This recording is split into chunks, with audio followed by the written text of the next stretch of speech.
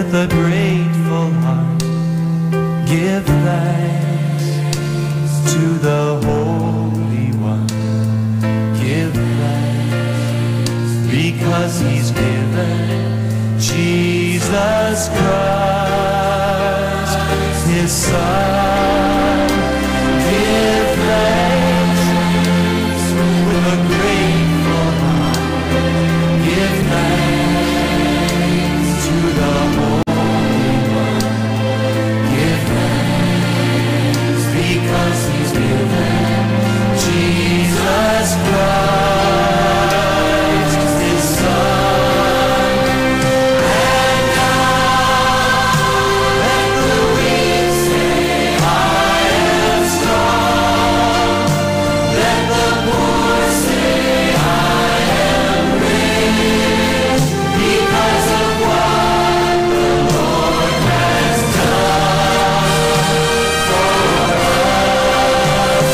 And now let the weak say, I am strong.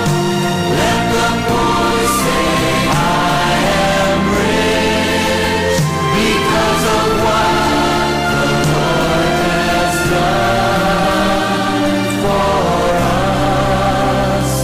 Give thanks with a grateful heart. Give thanks to the Holy One. Give thanks because He's given Jesus Christ, His Son. Give thanks with a grateful heart. Give thanks to the Holy One. Give thanks because He's given Jesus Christ, His Son. And now let the weak say, I am strong. Let the poor say, I am rich, because of what the Lord has done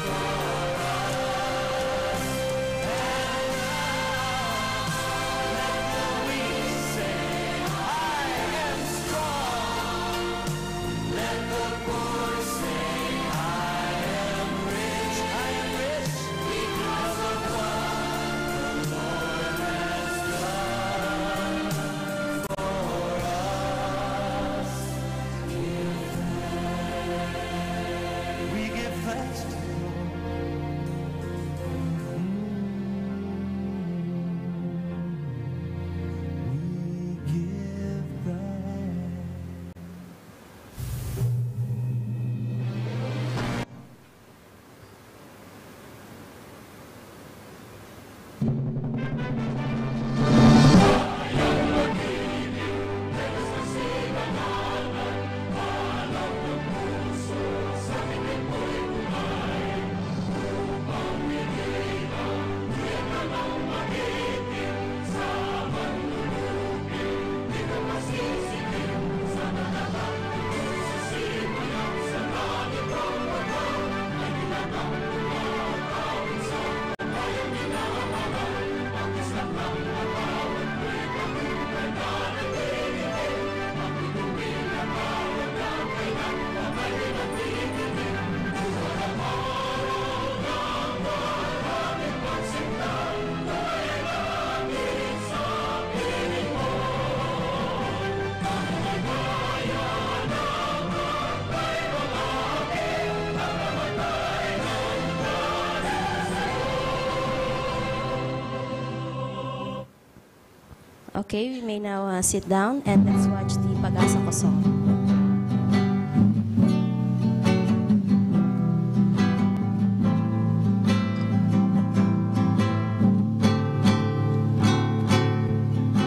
Ganap mong lalikain, kaligtasan ng buhay, sa pagbabago't pagtugon ng kalikasan. At ang nakaakibat ng talino at puso husay sa pinsala'y nagsisilbing pananggalang. Sa pagdilim ng mga ulap, sa gitna man ng unos, ay kabalikat, gagapay kang lubos.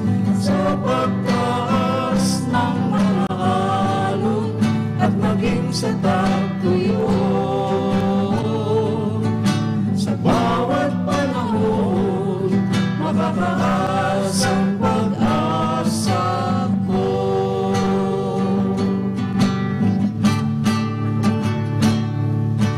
Ang iyong paglilingkod sa bayan na pinag-inang, ay katiyakang dulot ay kapanatagan.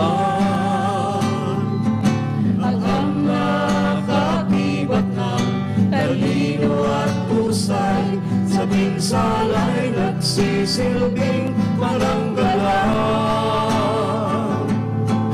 Sa pagdilim ng mga ulap, sa gitna man ng unos, ay kabalikan, gagapay kang lubos. Sa pagtaas ng mga alon, at maging sa tagtuyo,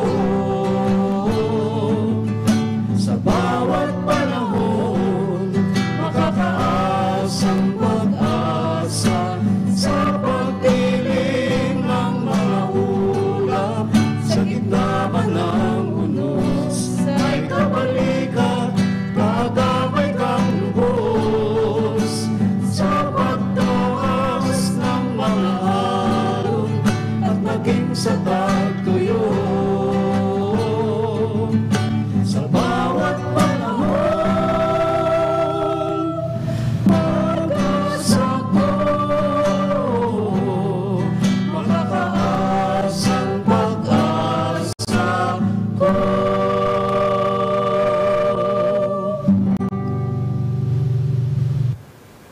Okay, thank you very much. I have a new partner. Yes, good morning everyone. Morning. Okay, welcome to our 100 Climate Outlook Forum. Of course, I'm Belle. And I'm Maan, and we will be your MCs for this morning. Okay, Maan, what do we have for today? Belle, because this is a special celebration, aside from the usual format of the monthly Climate Outlook Forum, I can say that we are star-studded and jam-packed today, from this morning up to later in the evening. Yes, I can see that. Wow, that is truly wonderful, isn't it? Okay. Yes, of course. So to officially start this celebration, let us call on our Administrator of PAGASA, Dr. Vicente B. Malano, to welcome all of us. Let us all give him a round of applause.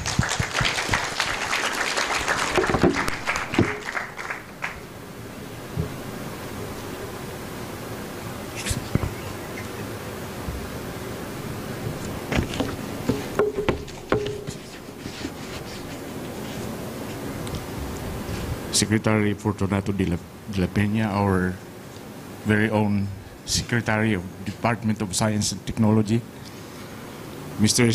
Stephen Gluning, Country Director of World Food Program, Philippines, Dr. Wasila Mamadou Xiao from the International Desk, National Center for Environmental Prediction, Climate Prediction Center, INCEP NOAA, our partners, stakeholders, colleagues from PAGASA and government service and private sector, at yung mga users ng ating mga information. Magandang umaga po sa lahat. Good morning. This is our first, or the 100 forum since 2003. And I heard we were talking with Dr. Wasila Xiao. He was amazed how we attained this 100 fora in 15 years. And I was saying that it started in a quarterly basis before. And it evolved to once in a month. It was the first was undertaken in March of 2003 through the leadership of the former head of the Climate and Agromet Division. You have heard Dr. Jose, Aida Jose.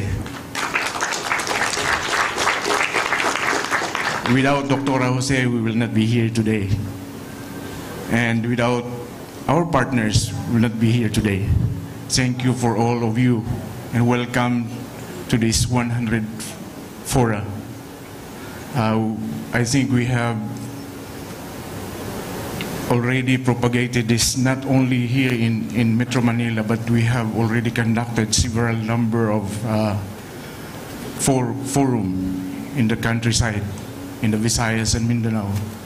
I just want to thank also the World Food Program for supporting us this 100 fora. They are very supportive in terms not only of this during this activity, but we have a lot of projects with the UN World Food Program. Thank you very much, sir. And I hope that we will strengthen our partnership. I heard from one of our partners here that they are not only, they don't learn not only from PAGASA, but they learn from each other, sharing their experiences with the use of our information. And I just want also to thank the men and women of the Climate and Agromet branch division for their works in this disseminating information.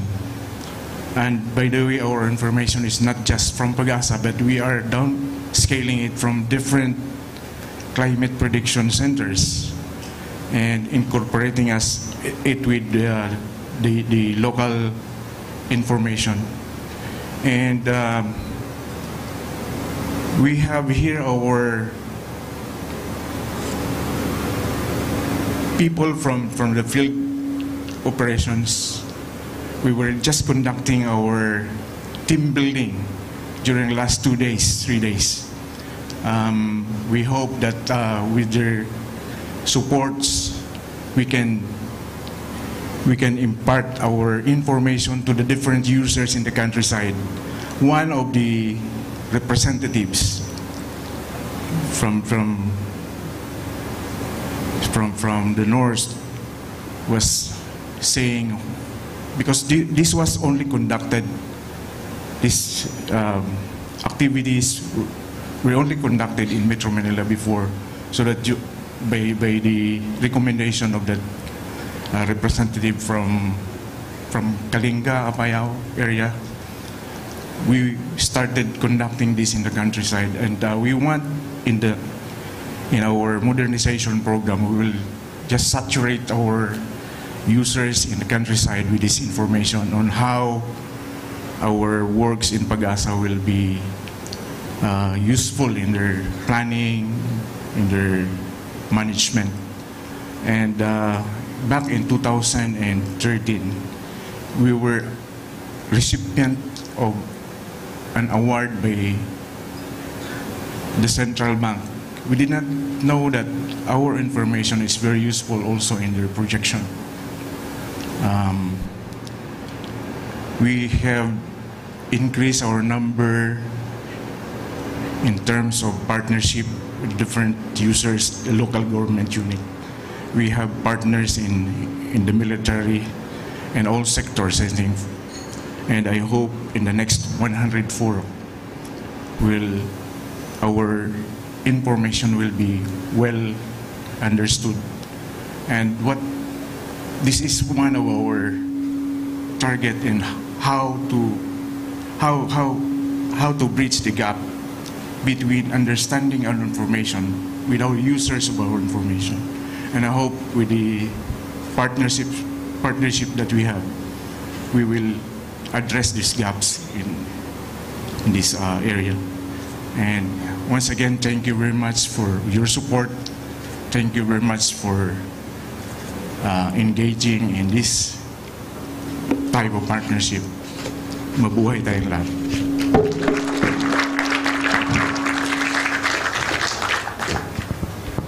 Thank you, Dr. Malano. Thank you, Dr. Malano, for that welcome remark. And also, I would like to give an additional information to everyone. Tomorrow, we will be having our 153rd celebration of World Met Day. Yeah. There. And incidentally, today is we're also celebrating the World Water Day, March 22. So we will have a lot of celebration. Yes, and of course, this all of these celebrations will not be possible without the help of our partners and participants, of course. Okay, so we will acknowledge them later. But before that, so you would like to introduce our next guest? Yes, of course. We are so happy today that the head of our department is here to celebrate with us. To inspire us with his keynote message, please join us in welcoming our dear Secretary of the Department of Science and Technology, Professor Fortunato T. de la Peña. A round of applause, please.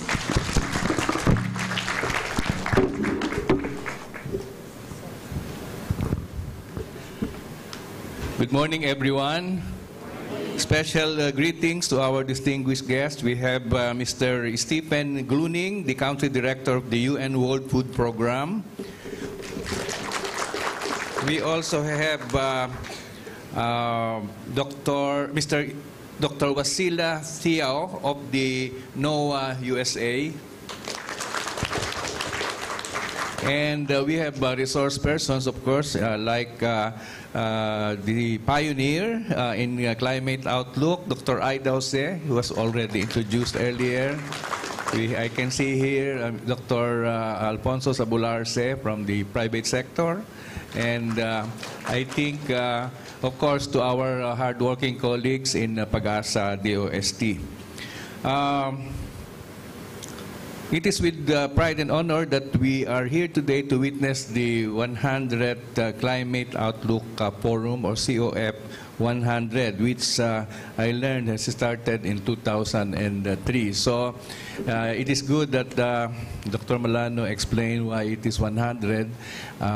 It may create the impression that we have been doing this since 1918.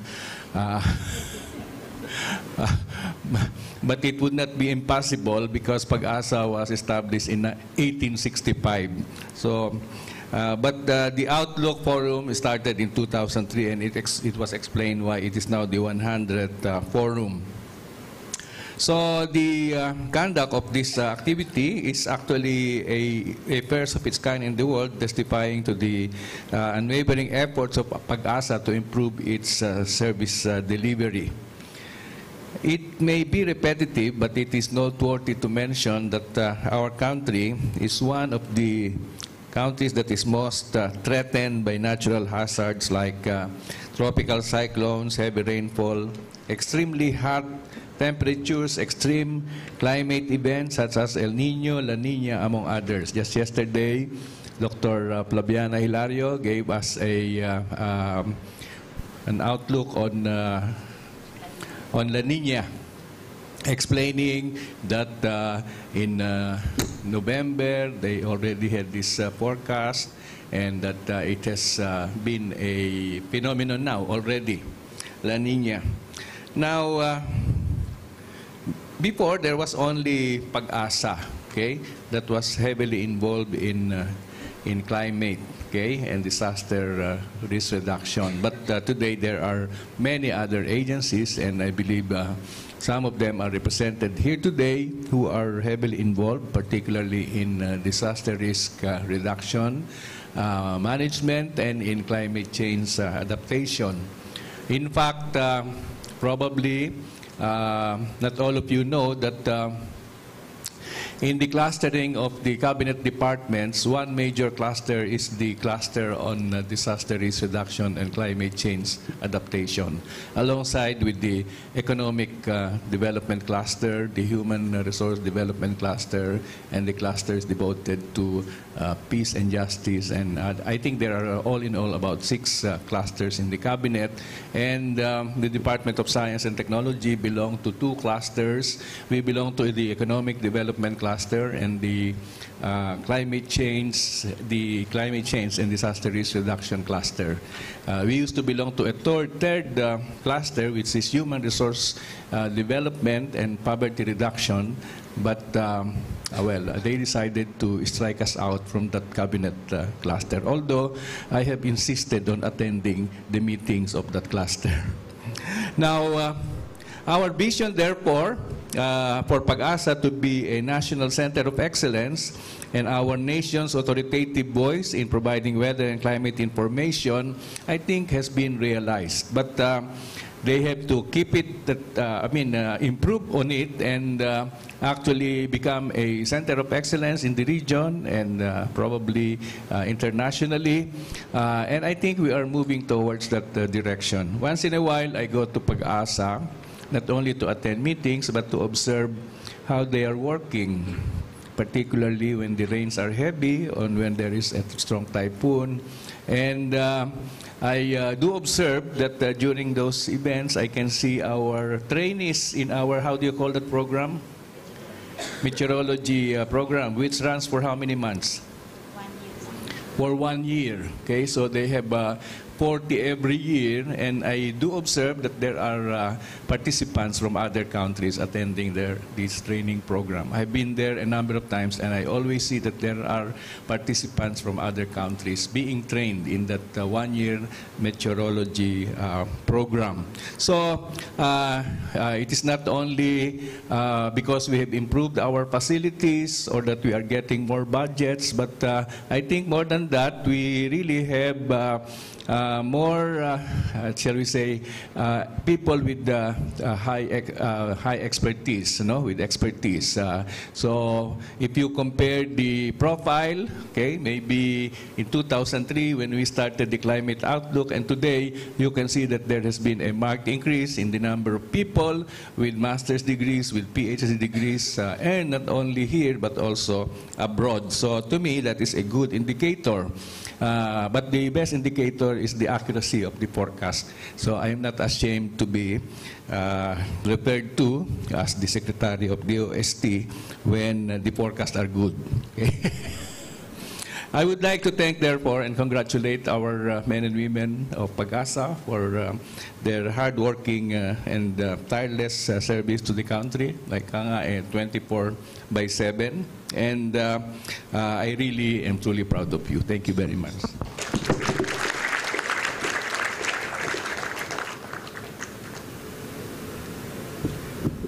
Thank you very much. We are also very grateful, sir, that you were able to grace this celebration of the COF-100. And of course, for your untiring support to all PAGASA activities such as this special event.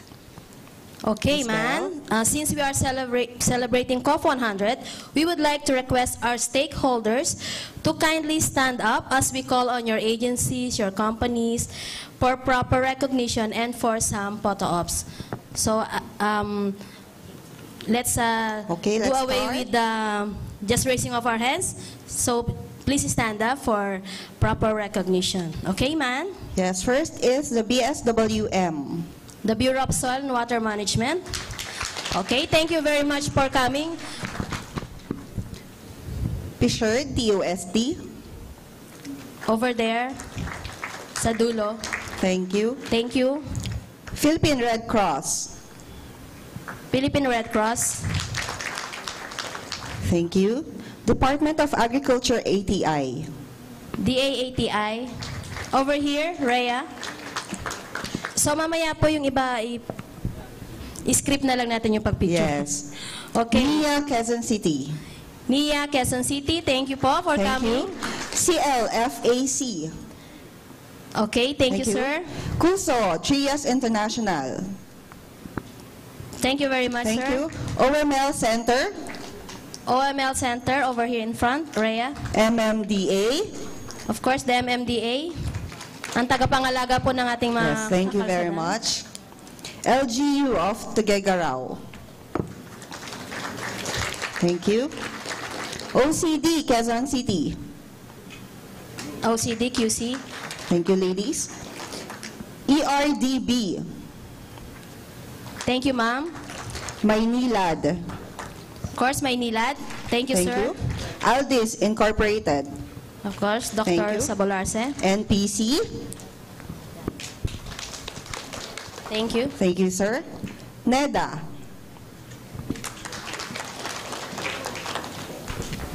Thank you.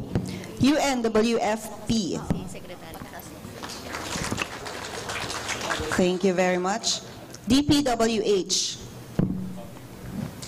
Department of DPWH. Public Works and Highways. Thank you. DOF. Department of Finance. Thank you. Thank you. NMAT, DAPGAF. Mr. Rolla. Thank you, sir. Thank you. SRA. Sugar Regulatory Administration. Thank you, sir. Thank you. LGU of Legazpi. From Thank Legazpi. you, Thank ma'am. you, ma'am. Provincial Government of Bohol. Thank you very much. All the way from Bohol. Yes, thank you for coming. Land Bank of the Philippines. Land Bank. Thank Thank you. you. The Philippine Air Force. Philippine Air Force. Thank you po, mga sir. Thank you, sirs.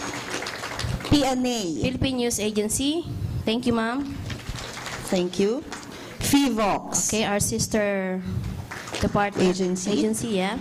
Atlas Fertilizer Corporation. Thank you. Thank you very much. Empower. Empower. Okay, thank you. Transco. Transco. Thank you, ma'am. NPC. NPC. Thank you. Salinas. Salinas. Mr. Thank you, Kongun. sir. WFP. Of course, our partner in this activity, the World Food Program. Tayo po tayo. Kindly stand up. Thank you very Thank much. you very Let's much. give them a warm of applause. They are our co-sponsor in this activity. Yes, thank you. PhilFida. PhilFida. Thank you. And of course, the last but not the least, DOF. I think we have mentioned DOF. And of course, we are very fortunate that we have all our special guests, starting from Dr. Wasila Tiao, of course, from NOAA, USA. And then Mr. Stephen Gluning, the country representative of World Food Program. Thank you very much, sir. And of course, our Secretary, Fortunato T. de la Peña. Sir, thank you very much. And the mother of El Nino, as what I mentioned in one of the interviews, Dr. Aida Emose. Ma'am, thank you very ma'am. much. She started this all. And of course, our executive staff, starting from our top management, Dr. Vicente Bimalano, sir. Thank you, sir. And of course, Dr. Flaviana Di Hilario, and also Dr. Landrico Udalida Jr. Thank you very much. Thank you. And all our executive staff who are here with us, our PAGASA colleagues and employees, and other visitors. Thank you for coming. And again, welcome to our COF-100. Yes. Okay, Maan. So at this point, we would like to take advantage of the presence of our Secretary on this occasion. He will be the one to award the commemorative logo and CTV in connection with the... Sir? Okay, DOST-PAGASA shirt. Okay. For this COF-100 celebration. So, may we request Secretary De La Peña, Dr. Malano, and Dr. Hilario to please come up in front. Ay, sir, dito po tayo. So, ito po yung malaking regalo. Sisirain. Okay. So, for photo ops and symbolic. Wait. Sir June, may we request you to also come here?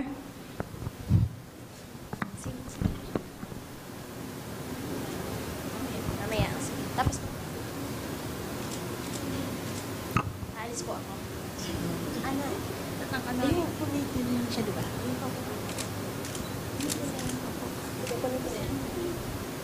Okay, unwrap. Mystery box.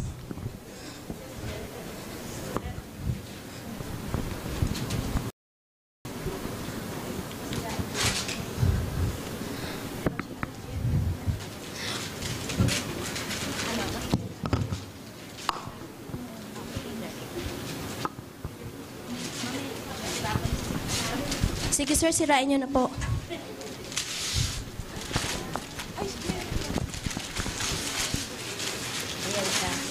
Okay, this is our official logo for the COF-100. Yes, the commemorative logo of COF-100. Photo ops.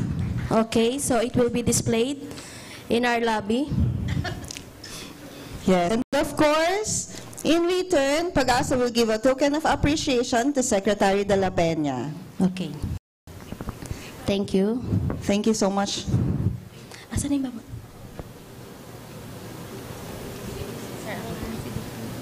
Oo. Asan yung secretary?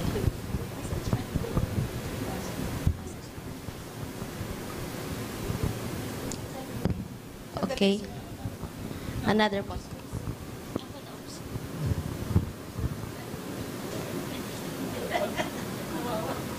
We will give the secretary the token of appreciation.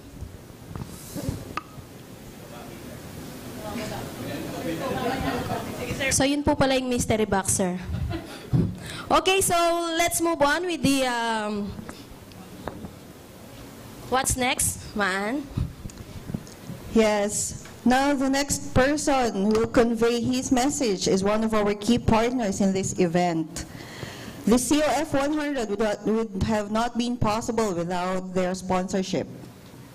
Okay, so let us welcome Mr. Stephen Gluning, Country Director here in the Philippines UN World Food Program. Mr. Gluning.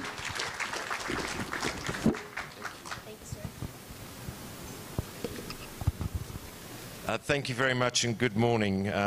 Magadang umaga. I'm getting better. And I'm also trying to get used to all the acronyms. There seems to be a lot in this room, so welcome. Professor Penna, Secretary DOST, thank you. Dr. Milano, Administrator, thank you very much. Dr. Thior, thank you. And Dr. Hilario. It's actually my great pleasure to join you all here today for the PAGASA 100th Climate Outlook Forum, or I think we're calling it COF, C-O-F. So that's an acronym I do understand now. Natural disasters and climate change are some of the leading causes of hunger, which is what WFP is all about. When climate disasters strike, the situation of already vulnerable populations, especially women and children, can quickly deteriorate into a number of food security and nutrition crises. Knowing this, knowing that there is a cause, we can no longer continue to act within the traditional response of a humanitarian intervention or as a humanitarian agency. So over the last 5 years, 40% of WFP's global operations have included activities to reduce disaster risk and build resilience. But we've recognized that we need partners in this. In the Philippines in 2011, in line with the priorities of the national government and through the generous support of the United States Agency for International Development, in particular the Office of Foreign Disaster Assistance, WFP launched what we called the Disaster Preparedness and Response Climate Change Adaptation, another acronym, DPR/CCA project. The project supports national and local government, academic and civil society efforts to effectively and efficiently prepare for and respond to disasters. It was through this project that WFP Philippines began to integrate or look to integrate technology to better equip communities for disaster preparedness and response, using technology and harnessing scientific know-how of our partners, and in this case, in particular, with DOST-PAGASA. And this was there to establish early warning systems, automated weather stations, and climate information systems, amongst many others. Furthermore, to help build resilient communities and strengthen the anticipatory, adaptive, responsive, and transformative capacities of communities and institutions, various other approaches have been developed. One such approach is the forecast-based financing, which is an institutional mechanism that enhances early warning, early action, and sets up an automatic system that triggers, funds preparedness actions before the disaster strikes. And if we're doing it before the disaster strikes, we need that information. So building on our partnership with DOST-PAGASA for this project, last year, WFP supported the conduct of 11 provincial-level climate outlook fora, or COFs, there we are, there's a new one, in the provinces of Cagayan, Benguet, Batangas, Laguna, Sorsogon, Iloilo, Maguindanao, Davao Oriental, Misamis Oriental, and Cebu, also one in Davao City. These provincial climate outlook forums served as a venue for partners to interact with PAGASA, learn more about PAGASA's products and services, and enable them to bolster their climate change efforts. I was delighted and encouraged with the feedback from our program teams on the ground on how useful, productive, and practical these fora were, giving participants the opportunity to perform practical exercises which give them hands-on experience with the work of PAGASA. I was also fortunate enough to be invited to PAGASA here in Manila and spoke with some of the teams there, and they too expressed how useful they found these provincial forums. And so I encourage all these provincial forums to continue. So for WFP, these fora provided information on climate-related scenarios, such as El Nino and La Nina, and because the COFs are convened on a monthly basis with a 6-month outlook, these have enabled WFP and others to acquire crucial, up-to-date information for our plans, for our contingency plans. WFP Philippines has also aligned its efforts with the objectives of PAGASA by using relevant climate and scientific information for our decision-making. The work we do towards achieving sustainable development in the Philippines cannot be done alone. It takes strong partnerships, such as ours. We are proud to partner with PAGASA for the 100th Climate Outlook Forum and the fora leading up to it. And I certainly share Dr. Milano's earlier comment. I would like to see WFP and PAGASA strengthen our already strong relationship. And with that, I would also like to thank, which I didn't realize, our mother, Dr. Ada, for having the initiative, for having the foresight to establish these. So from all of us at WFP Philippines, we would like to extend our heartfelt congratulations to our friends and colleagues at PAGASA for your 100th Climate Outlook Forum. Thank you for being one of our greatest partners towards achieving the Sustainable Development Goals in the Philippines by building climate resilience for a world with zero hunger. Maraming salamat at magandang umaga muli.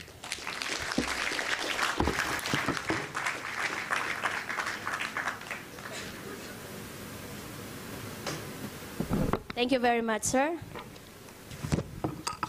Thank you, Mr. Gluning. So we may now give the token of appreciation to Secretary de la Peña. May we call on Again, on the stage, the Administrator, Dr. Milano.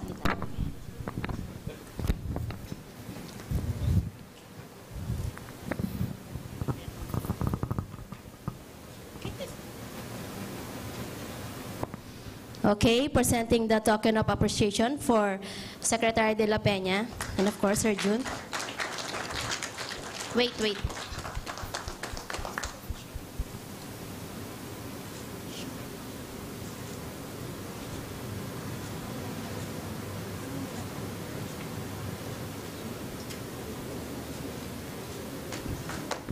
Okay, thank you very much. Thank you very much. Okay, sir, may we request you to please Stay on the stage. Yes, because right now we would like to, of course, recognize the one that we're saying the mother of El Nino and the pioneer of Behind. the Climate Outlook Forum. Climate Outlook so we would Forum. like to call on Dr. Aida M. Jose. The former Chief of Climatology and Agromet Branch. Yeah, that was CAB before and now it's Wow. CAD.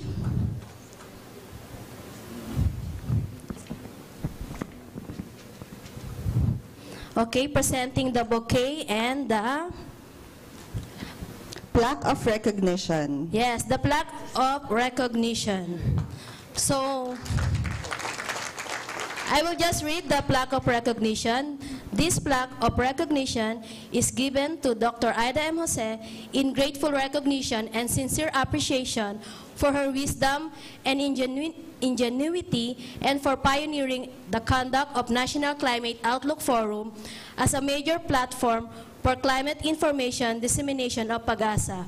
COF-100, given this 22nd day of March 2018 at Hive Hotel and Convention Place, Quezon City. Signed, Edna Elwanillo, Chief, CAD, Dr. Flaviana D. Hilario, Deputy Administrator for R&D, and Dr. Vicente B. Malano, Administrator of PAGASA.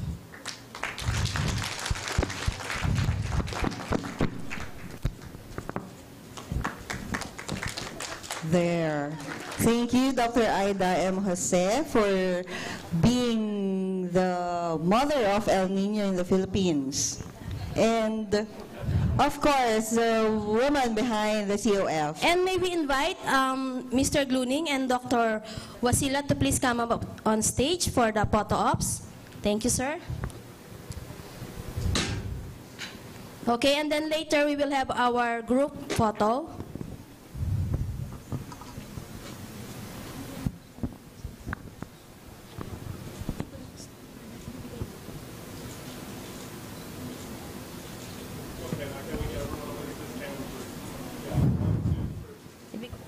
Ibigay na nga niya.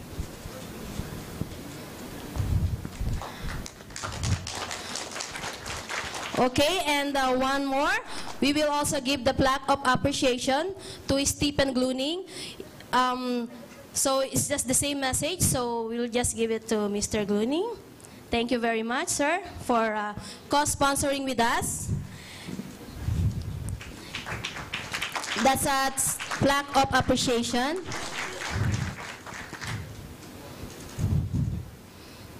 Okay, thank you. And then may we request our Thank guests you. and to please Go back sit to your in seats. front, and then we will have our group photo. So may we request everyone to please come up on stage for our group photo. Yeah, everyone, I hope that we will fit in. Kasya po tayo. At this point, we would like to acknowledge the presence of the former mayor of Dumangas, Iloilo, Mayor Rolando Destura. And of Oh, course, thank you, sir. the And LGU of Bukidnon, Miss Lileth Turan. thank you very much, ma'am, sir, for coming po.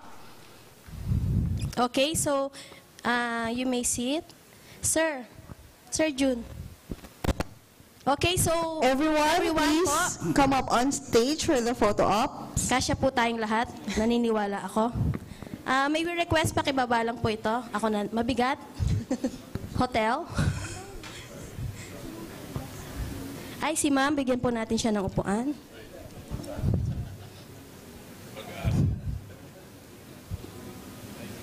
Saan natin? Ay, sorry. Saan ko siya lalagay? Pwedeng i-squeeze in na lang. Sa pagitan nila. Sir, thank you.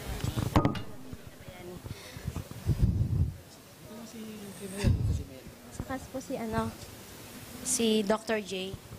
Paad pa po na isang upuan.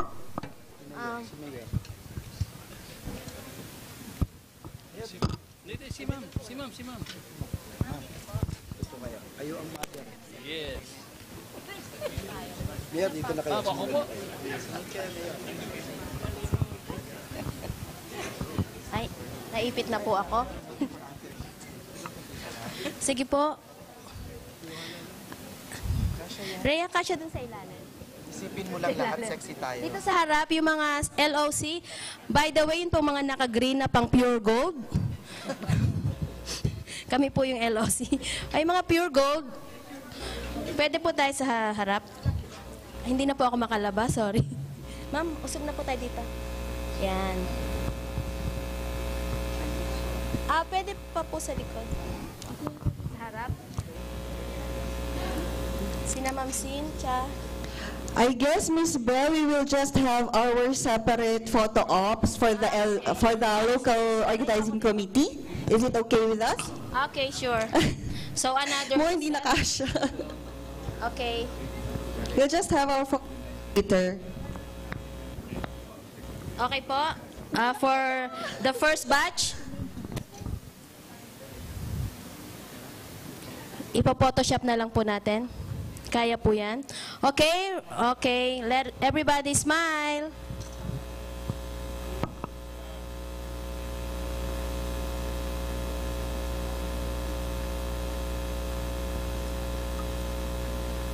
Okay, Rhea. Okay. Okay. Okay, the official photographer.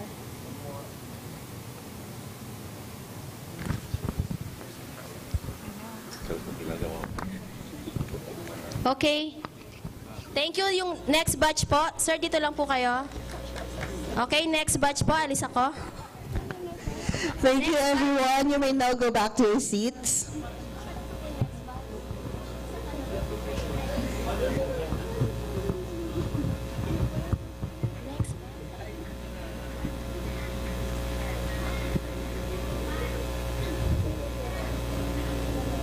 Rhea, can we have another photo here? Those who have not been on the first photo, we will merge with Photoshop. Yan. Okay. Okay, all the division chief po ng PAGASA, maraming salamat po sa pag-support. And all the organizing committee Okay, everybody. of COF-100, please come forward. Ay, sir, meron po ng executive. Meron po kayo certificate po. Sir, alam na namin ang size niyo. Kabisado namin. Okay po. Maganda ako. Sige po, dito. May baba na tayo. Dito, oh.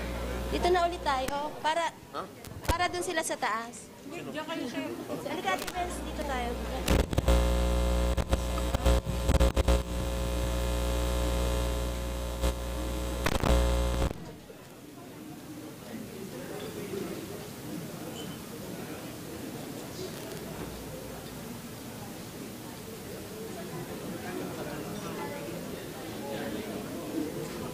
Sa kabila po yung iba. Baka pwede yung mga iba po umurong sa kabilang side.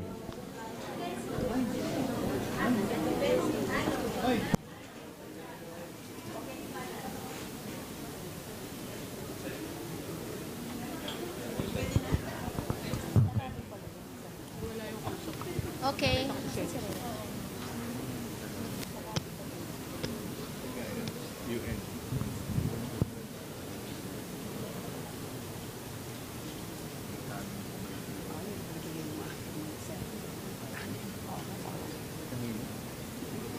Okay. Silent. Okay. Okay. Thank you. Okay, thank you po. Ay, wait lang daw po. One more. One more. Okay. Take two.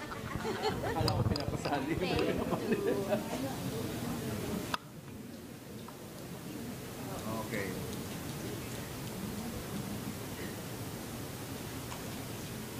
Okay, one more. Can we get everyone over to the camera? 1, 2, 3. Okay, thank you. Oo, kanina si Mama sila. Thank you very much. So, with our photo op. So medyo nagutom po tayo. So snacks will be served.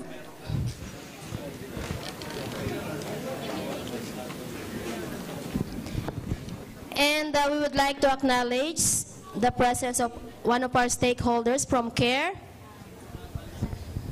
CARE, thank you po.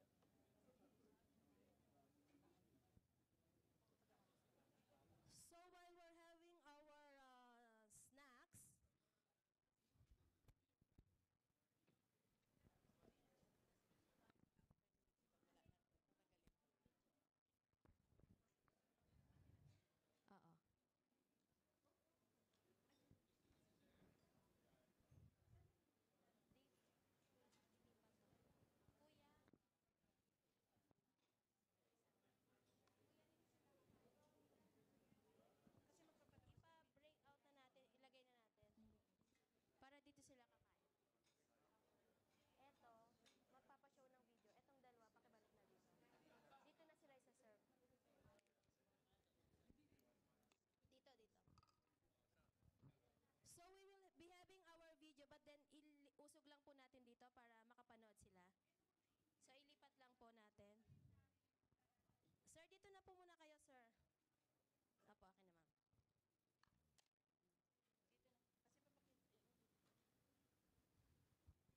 Kuya, pa-assist. Pa-assist. Sige, thank you.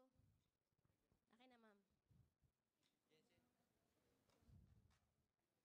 So, Maan, what is this video that we're about to show them? Yes, Miss Bell. As part of this COF-100 celebration, a video presentation will be shown depicting the history of the National Climate Outlook Forum. Miss Bell?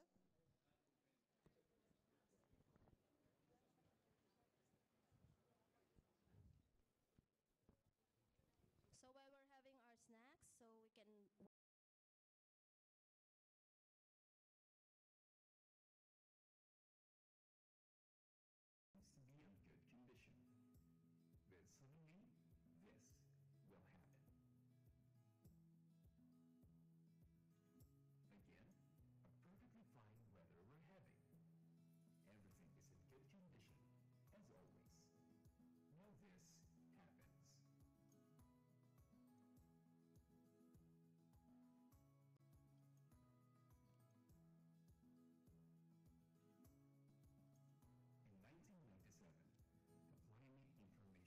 Monitoring and Prediction Center was established as a new approach to climatological services, integrating past, present, and future climatic information in response to the Climate Prediction Services project of the World Meteorological Organization.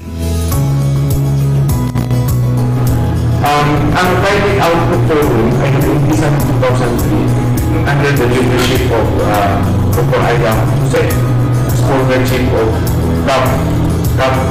COF is kaya na Committee na Agro-Meteorology Branch na ngayon ay Hive, kaya ng Committee and Agro-Meteorology Commission.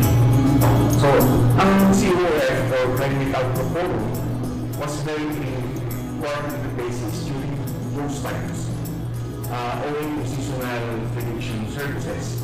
We would like to congratulate the men and women of PAGASA for this momentous occasion, and this is really a very important event which contributes to the global framework on climate services of the World Meteorological Organization. I think for the past 2 years or 2 to 3 years, we have been inviting some of our stakeholders to share on how they utilize the information that they get from PAGASA. It's about the chronicles of the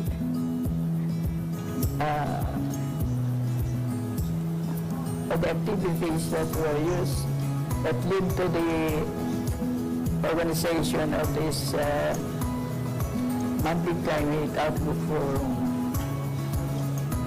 everybody was amazed about this El Nino event. Even PAGASA at that time do not have yet some knowledge about this El Nino phenomenon. So, sensing the urgency of this event, of this drought advisory, so I made a statement about this early drought related, this El Nino related drought advisory, which was received by PAGASA. So I made this statement confirming the potential losses on crops. Isa sa mga dahilan bakit ba nagkaroon ng Climate Outlook Forum was that PAGASA being a member ng Interagency Water Crisis Committee. Itong Interagency Water Crisis Committee is composed of, I think even up to now, mga water users, yung MWSS pa noon, National Irrigation Administration, Department of Public Works and Highways, and then, of course, Office of Civil Defense, and PAGASA as the provider ng impormasyon. I am the first presenter of the Climate Outlook Forum in 2003. March 3, nung una kong na-i-present yung Climate Outlook sa mga end users. So during that time, ang pina-forecast namin is by season from 3 months up to 6 months. Wala pa tayong capacity na makapag-forecast ng lower ang temporal resolution. At one of the requirements ng mga end users natin ay mapaliit pa yung forecast by province. So yun yung mga hinihinging requirement noon ng mga end users. Very limited talaga yung aming resources during that time. Yung pino-forecast lang namin ay yung rainfall and number of tropical cyclone to occur during the period. Then yung sa akin naman, by the use of analog, ito yung tinatawag nating forecasting by looking back. During the 1997-98 strong El Nino, this event heightened the need for seasonal forecasts by various users, especially in the field of agriculture and the water sector. The Climate Outlook Forum has truly evolved through advanced science and as well as the very able human resource or the climatologists of the Climatology and Agrometeorology Division. Very remarkable experience with the Climate Outlook Forum is during the time when I was the first presenter of the forum. So it is just a round the table discussion. And sa umpisa, yung sa Climate Forum, wala pa masyadong feedback from the audience, from the partners, from the stakeholders. Kasi hindi pa nila masyado naintindihan ang Climate Outlook Forum, yung ating forecast. But as the days goes by, dahil naka-educate na sila, doon na sila nakapagtanong at nagre-request na sila ng tailored forecast para sa kanilang sector. So isa yun sa mga... Isa pang napaka-timing ng aking panahon sa CLIMS ay nung nagkaroon tayo ng napakalakas na El Nino. That was in 2015-2016 El Nino, na kung saan nakapagbigay tayo ng napakagandang impormasyon ahead of time. At dito po napakita natin na kung gaano ang lakas at kapangyarihan ng isang institusyon kung nakakagawa tayo ng mga bagay na nalalaman natin na mangyayari sa takdang panahon. Una. This is a commitment and a responsibility to our stakeholders to give them useful, useful, accurate, and timely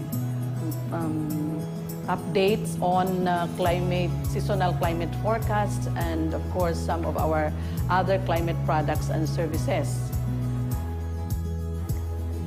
As far as I remember, that was the year 2003 when I was first involved in conduct of Climate Outlook Forum. So, si Dr. Jose. So, binigay niya sa akin yung presentation niya, yung climate variability and variability. So, napakalaki ng contribution nitong Climate Outlook Forum kasi nga po, it would serve as platform sa lahat ng mga stakeholders natin para may pamahagi or maipaliwanag natin sa kanila kung ano ba itong mga forecast na ito at ano ba yung mga uncertainties nitong mga forecast. Kasi kailangan po natin tandaan, when it comes to forecast, it will never be 100%. So, hindi po tayo dapat. Unang-una, congratulations sa Climatology and Agro-Meteorology Division for this 100 Climate Outlook Forum. Congratulations. Ito pong COF or Climate Outlook Forum, ito po yung naging venue namin ng HMD para mag-interact namin yung mga stakeholders, katulad yung mga nasa dams, yung mga dam operators, kasi usually nag-a-attend po itong mga ito. Then doon sa Outlook Forum na ito, nagkakapagplano kung ano ang dapat gawin, kung ilan or kung kailan magpapakawalan ng tubig or kung ano ang magiging volume ng tubig na ibibigay natin sa mga stakeholders sa irrigation, sa electrification, at saka sa kung sa case ng Angat, ito po yung sa supply ng tubig para sa mga tao. Part ng Climate Forum ang pagbibigay ng weather update tuwing meron tayong activity. So dito na i-explain natin sa ating mga stakeholders ang kahalagahan ng weather forecast, paano natin ito i-interpret, at paano sila magre-react dito. Yun yung pinaka-importante, yung paano yung application nitong weather forecast na ito. Siyempre, hindi ko palalagpasin ang pagkakataong ito upang batiin o i-congratulate ang Climatology and Agro-Meteorology Division sa COF-100. Biro mo, 100 years, 100.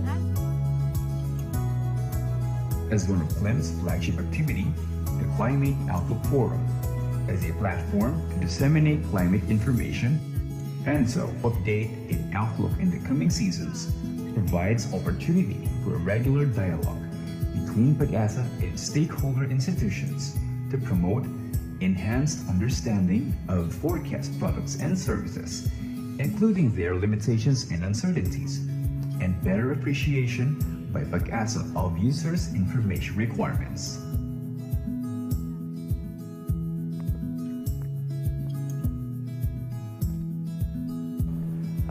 WFP first became involved with the Climate Forum in 2015.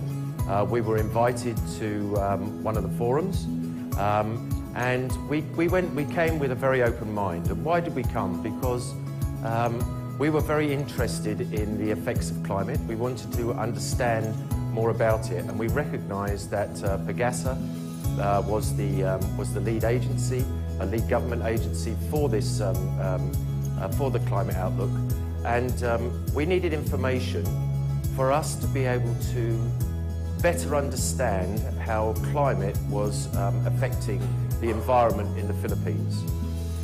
Well, I started attending the Climate Forum in 2009. I visited PAGASA and I learned that there is a periodic climate forum. And that year, I can still remember that. It was May 7, 2009. We were hit by Typhoon Emong. And that was a 200-kilometer-per-hour typhoon. And it really affected several towns in Pangasinan. And for us, that was really a wake-up call that climate and weather information is so important that a regular, consistent source of good information is important for our business and our communities. So the use of climate information, particularly seasonal forecast, was proven beneficial in all socioeconomic aspects. Farmers can reduce their vulnerability to climate variability, such as El Niño or La Niña, by increasing the resilience of their farming system through utilization of climate information. The water resources sector could plan ahead for water allocation, distribution, and prepare for impending impacts of ENSO, whether due to floods or droughts. Nakilala ko po ang Climate Outlook Forum o una akong naging bahagi nito noong 2011. This was the time na nagkaroon kami ng partnership with PAGASA sa pagpapalaganap ng Climate Resiliency Field School sa iba-ibang munisipyo.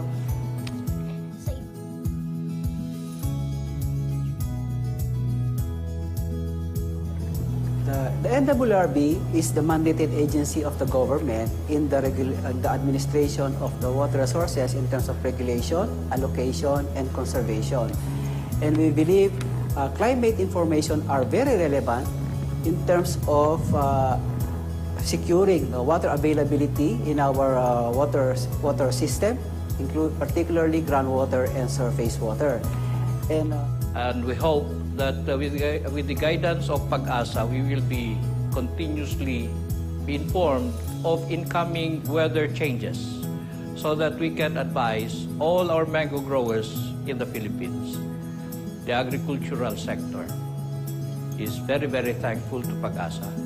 And we hope that we continuously get informations from PAGASA. In fact,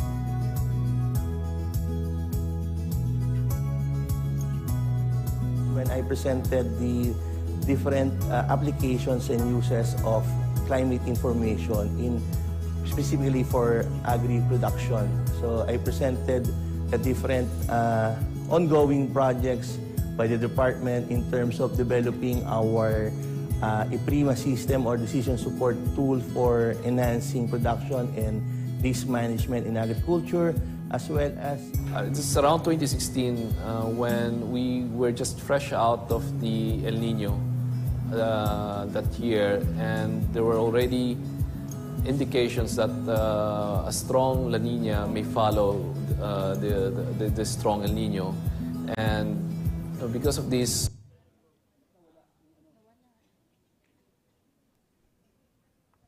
Okay, we're just having some technical difficulties.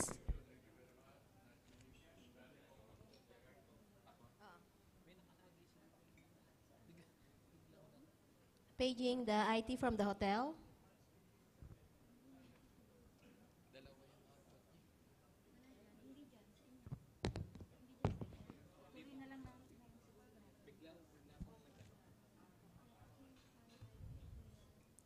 So along with this video, we have produced a coffee table book. I think it's inside your kit, the coffee table book. So this is the in celebration of the COF-100 in the Philippines. So the photos that we have attached or we have included here were the ones that we have the latest was 2003, 2008, and up to the present forum.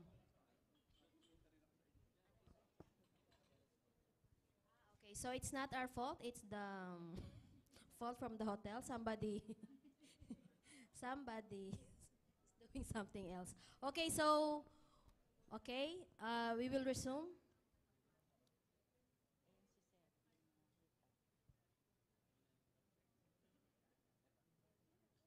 Groundwater and surface water. And we hope that with the guidance of PAGASA, we will be continuously informed of incoming weather changes so that we can advise all our mango growers in the Philippines. The agricultural sector is very, very thankful to PAGASA. And we hope that we continuously get informations from PAGASA. In fact,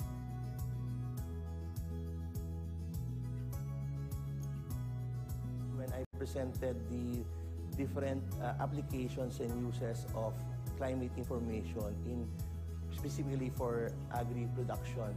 So I presented the different ongoing projects by the department in terms of developing our IPRIMA system or decision support tool for enhancing production and risk management in agriculture, as well as... This is around 2016 when we were just fresh out of the El Nino that year, and there were already indications that a strong La Nina may follow the strong El Nino. And because of this, we were really pressing for information from PAGASA with regards to what would be the outlook for the incoming La Nina. Will it be strong? Will it be weak? Because this would have a lot of implication in terms of the work that we are doing with DA during that year, the assistance we're providing in Mindanao, because while we are already providing some on-the-ground assistance on areas that were hit by the drought and typhoon in Central Mindanao during that time, we were quite worried that many of the work that we're doing for that project will be undermined if strong La Nina will come in. Unfortunately, at I want to congratulate mga tao, mga kasamahan natin sa PAGASA na gumagawa ng kanilang mga prediksyon at maipaparating sa ating mga babayan. PAGASA will keep on working hard. We will keep on doing our best dahil yun naman po ang aming mandate. Congratulations to the CAD for reaching the 100 COF, and hopefully we're going to reach another 100 years to come for the future generation. And with that, marami pong salamat. Thank you for this opportunity. First of all, I think I want to congratulate PAGASA for the 100th forum. I think this is a fantastic initiative. And I think the amount of information that we've been able to get, the partnership that we've had with you has blossomed, has grown, and I think we're both in a much stronger position.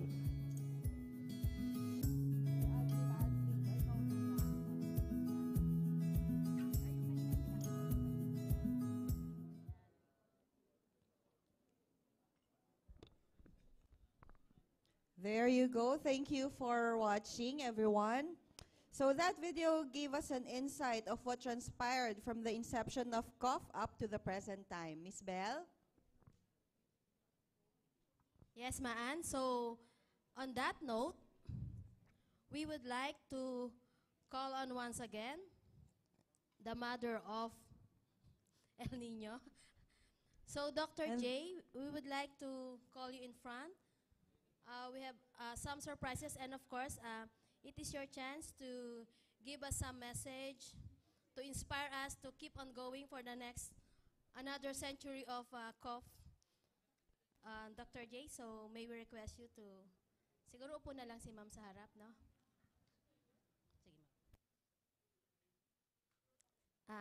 Nasanay po kami Dr. J ang tawag kay Dr. Jose.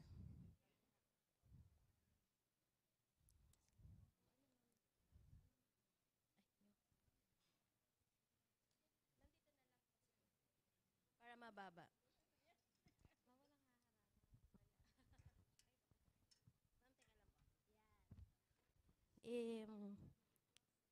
Sige ma'am, upo po kayo. Iro-roast po kayo, joke.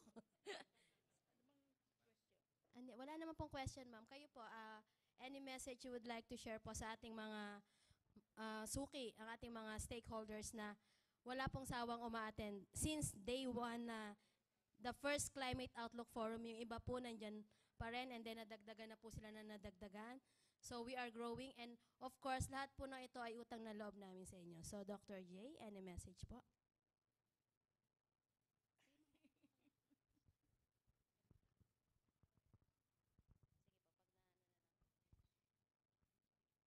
I'm so happy that from a small unit, this has become a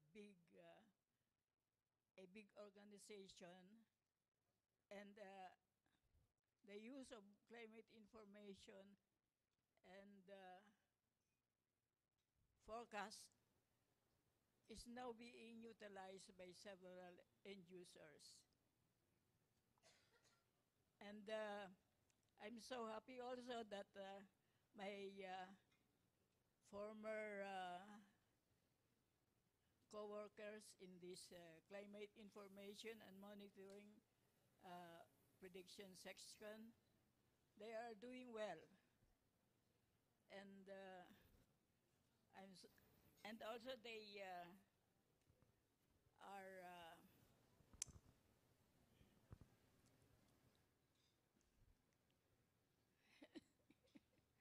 and they are all attending this the various needs of end users. So I would like to, I wish that the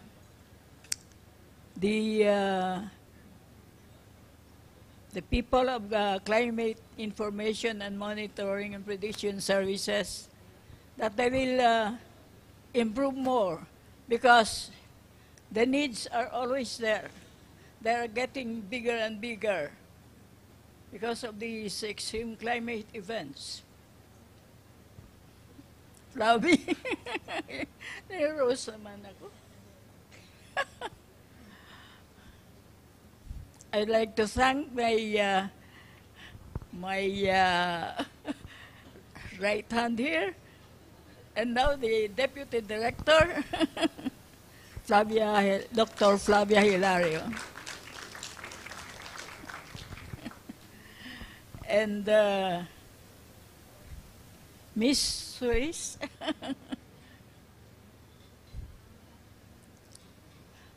I'm sorry that I am to the various end users, you're always free to request for information and other needs for your daily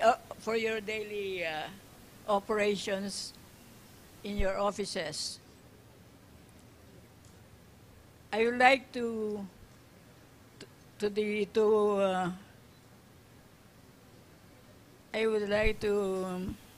request that they should conduct more, this group should conduct more researches and make some documentation of this. We need to document this for reference. So I think this is all for I cannot recall anymore. Thank you, Dr. Aida Jose. And with that, we have a simple token to give to you.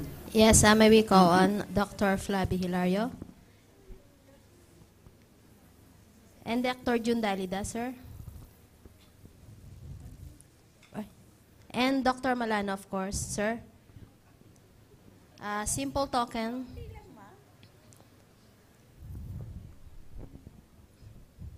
Photo ops.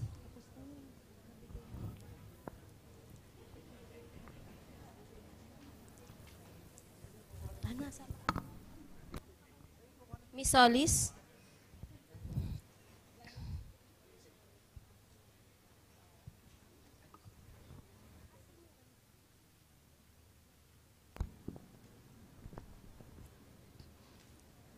Okay, let's give them a round of applause. Thank you. Ma'am. Thank you very much.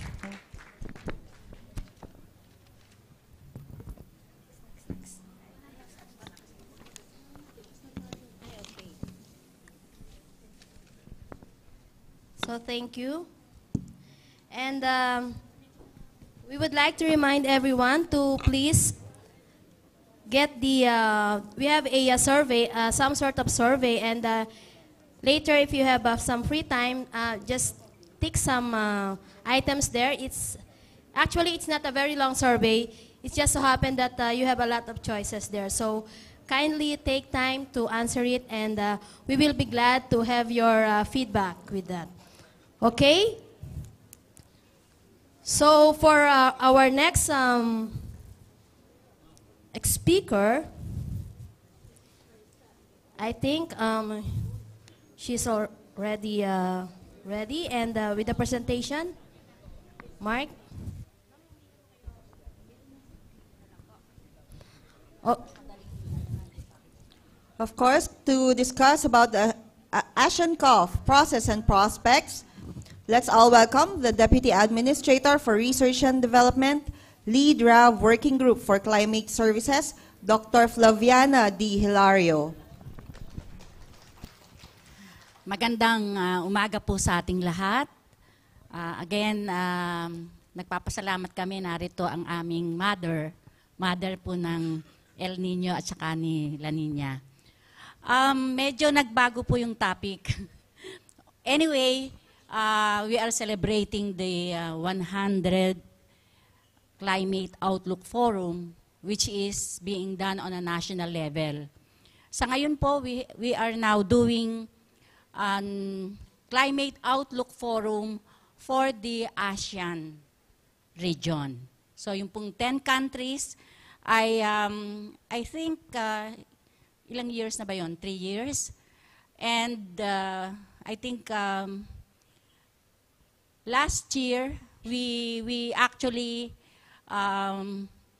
hold the ASEAN Climate Forum here in the Philippines through the WMO and I think also the sponsored by the WMO.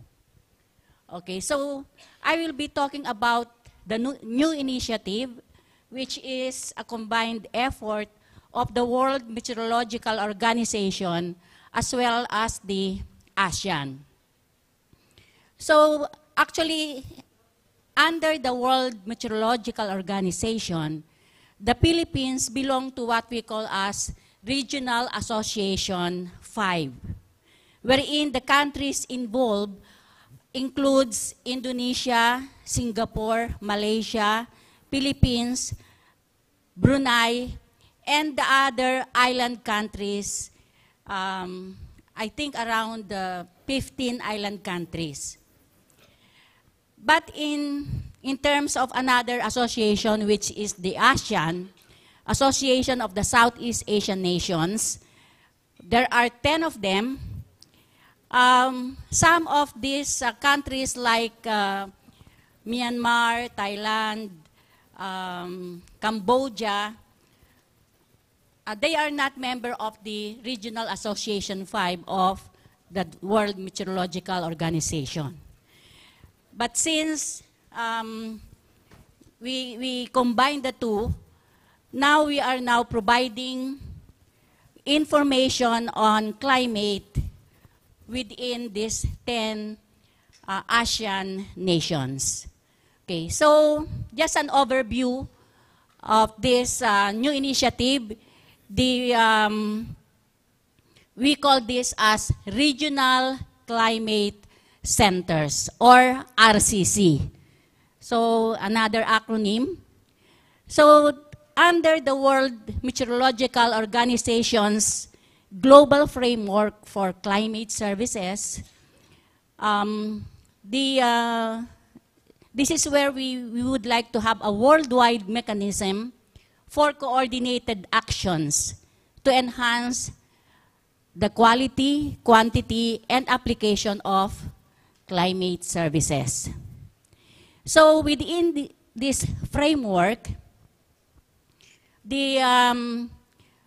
under the climate service info system of the World Meteorological Organization, the different regional climate centers that are now existing under WMO are getting their information from the global prediction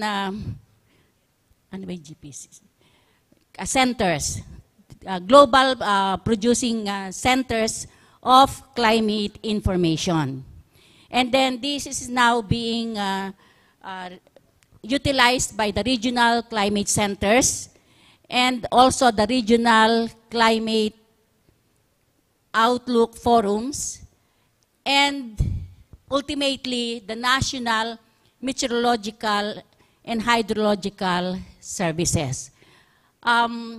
So when you say regional, it is not region within the country, but it is a region among countries. So the regional climate centers is actually a WMO designated center of excellence, providing climate services to the region it serves. In an RCC network, the functions are being shared by the members of the network.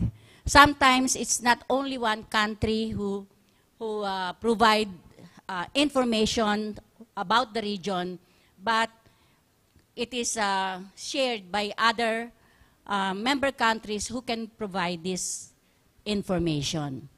So this map show us the regional climate centers that have been set up in most parts of the world. However, for our region, as I've said, RA5, the regional climate center is not yet, has not been set up when, I think just, it was just set up last year. So, next slide.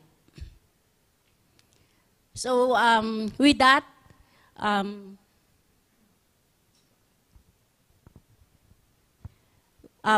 when there was a meeting for the RA5, the Regional Association 5 of the WMO, which was held in Jakarta, May of 2014, it was agreed upon that the Regional Association 5 will establish 2 regional climate centers. One of them is the sub-region or the Southeast Asian sub-region, and the other one is the network for the Southwest Pacific. So mostly these are the island countries, which includes Australia and New Zealand. And during the meeting of the ASEAN Subcommittee on Climatology, Subcommittee on Meteorology and Geophysics, which was held in Laos in September 2014, again, the formation of the RCC was discussed.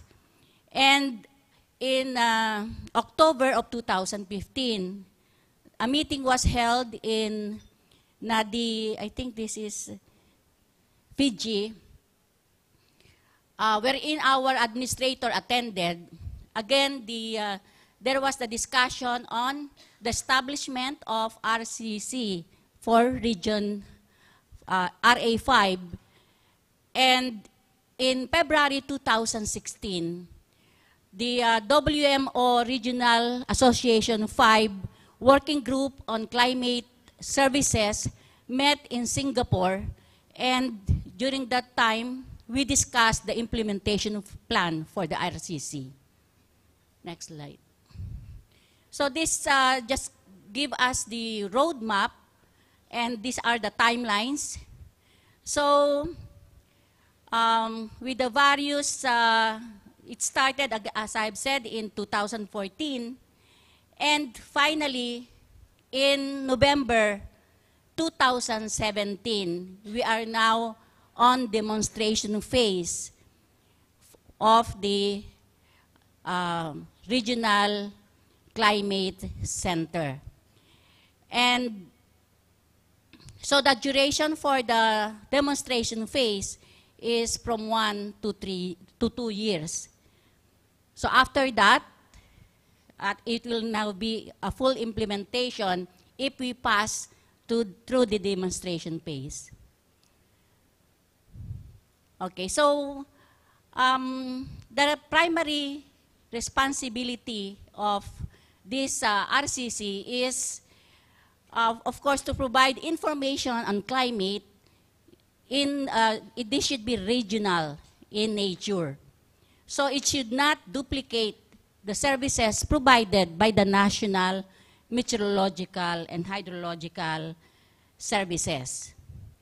Although in some countries, like the Asian countries, some of our member countries are not as, maybe in terms of facilities and also capability, we are not in the same rank. So it is also to help some countries which cannot produce the information needed, the climate information needed by their country.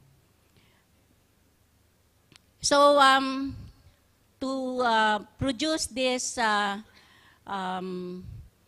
information for the RCC, this is now the existing system of the RCC in RA5, the Southeast Asian countries side. So there are 3 networks or 3 countries which are involved in the RCC network within RA5, and this includes the Philippines, Indonesia, and Singapore. So each of these 3 countries has their own function. For PAGASA, we are providing the climate monitoring for the region, while for Indonesia, they are providing the data, while for Singapore, they are the ones in charge of the long-range forecast. So, how do we get these products and also the data that are included in the RCC network? Next slide. So in terms of, as I've said, this is already the 3 nodes, and the overall coordination is by Singapore. It should have been actually the representative from Singapore who should be doing the presentation. Unfortunately, he cannot come. And again, as I have said, so Philippines will lead the climate monitoring. Indonesia will lead the data services, and Singapore will be leading the long-range forecast. Next slide.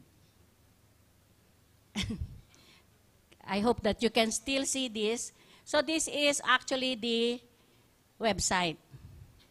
So this is for the network, and you can try to log on to this to see the information for the Asian countries. And this is for Indonesia, and you can check, they are the ones in charge of our data. And this is for the Philippines. So PAGASA, through our climatology division, is in charge of climate monitoring for the ASEAN region. Next slide.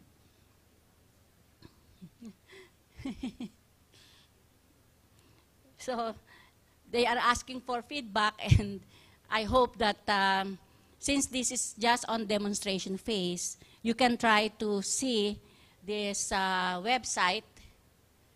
And this is not on our, I think not, hindi, dun sa website ng PAGASA. So they can log on to PAGASA website and try to see this, ito ba yun, see. So they can type this, ano ito? See Southeast Asia Climate Monitoring. CCM. Okay, I think that is my last slide. Sige. Okay, so I think this is just to give you some source of the data since we are now trying to process our data in terms of yung sa Aphrodite, ano ba yun? Yung in terms of pixel data so that ito yung I think more on the rainfall so that we can use this also to get some to use in our research R&D in terms of ano ba yung size ng ano natin? 5 kilometers by 5 kilometers rainfall data. So this is one of the innovation also that is involved in this project. Okay, so I think that's all. And again, thank you very much for your attention. Thank you, Dr. Hilario. And please stay in front We will give you also receive the token of appreciation. Dr. Malano and Dr. Dalida, are you still around? Okay. So, Ana, Dr. June, ayun po. Picture.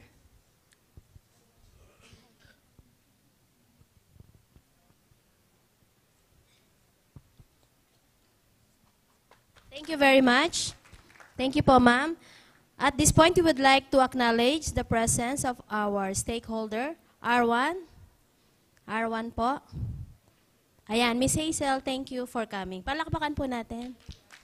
Thank you. And also, NWRB. NWRB. Okay, thank you. Thank you po. Okay, Maan, what's next?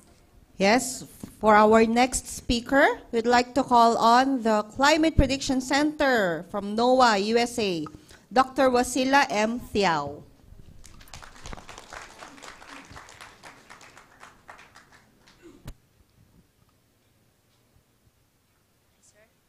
Thank you.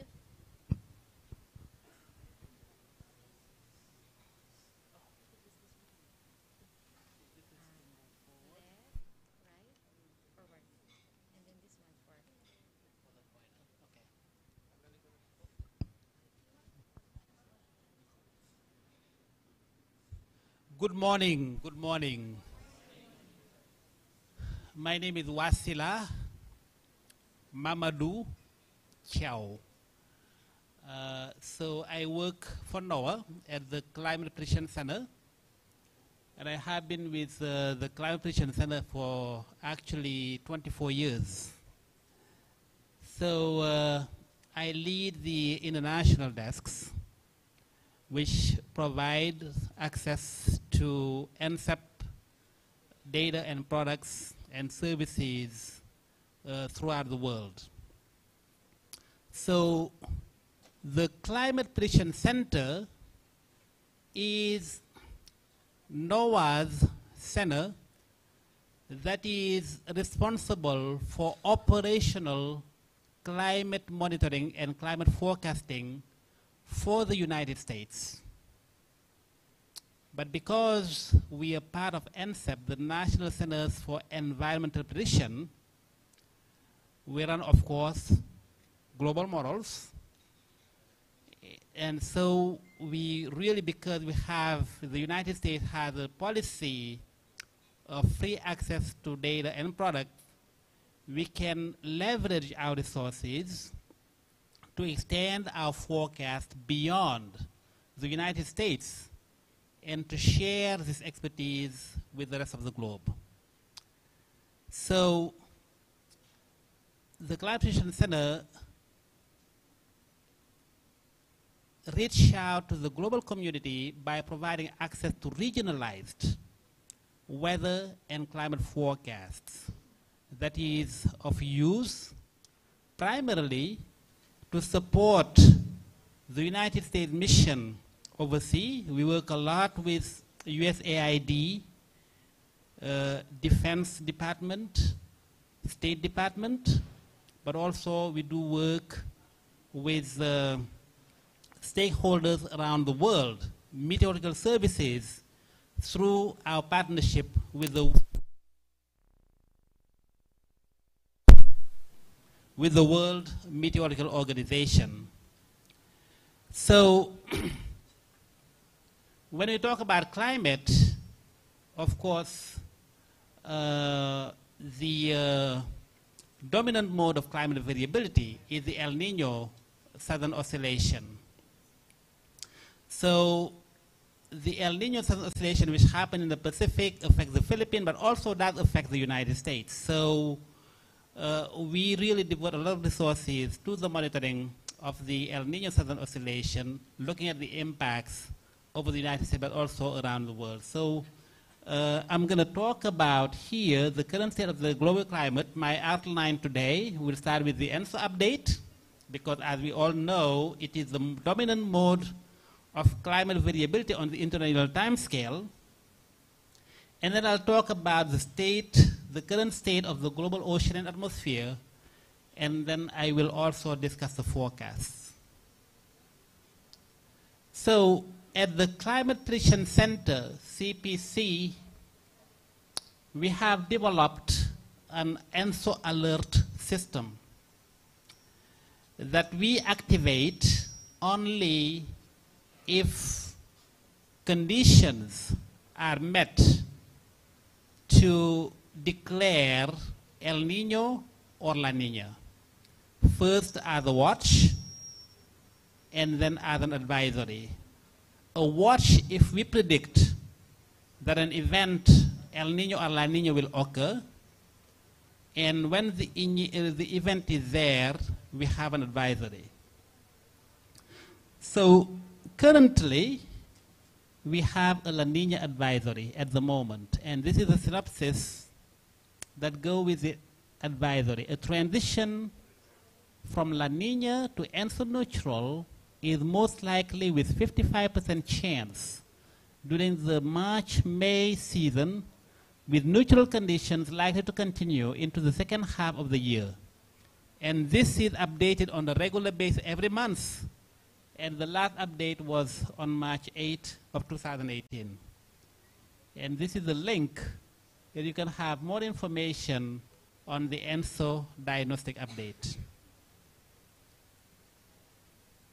So 55% chance, is it a very confident forecast? Not really. It's not a very confident forecast, but also because here we're in the spring. And you may have heard about the spring barrier in seasonal forecasting. That is during the springtime, because this is the time when the sea surface temperature in the ocean, in the Pacific Ocean, is at the maximum on the annual cycle. The anomalies are not very strong. So predictability is much less during this time of the year. Predictability will increase, you know, as we move past the spring barrier, going into the summer season and into the fall. So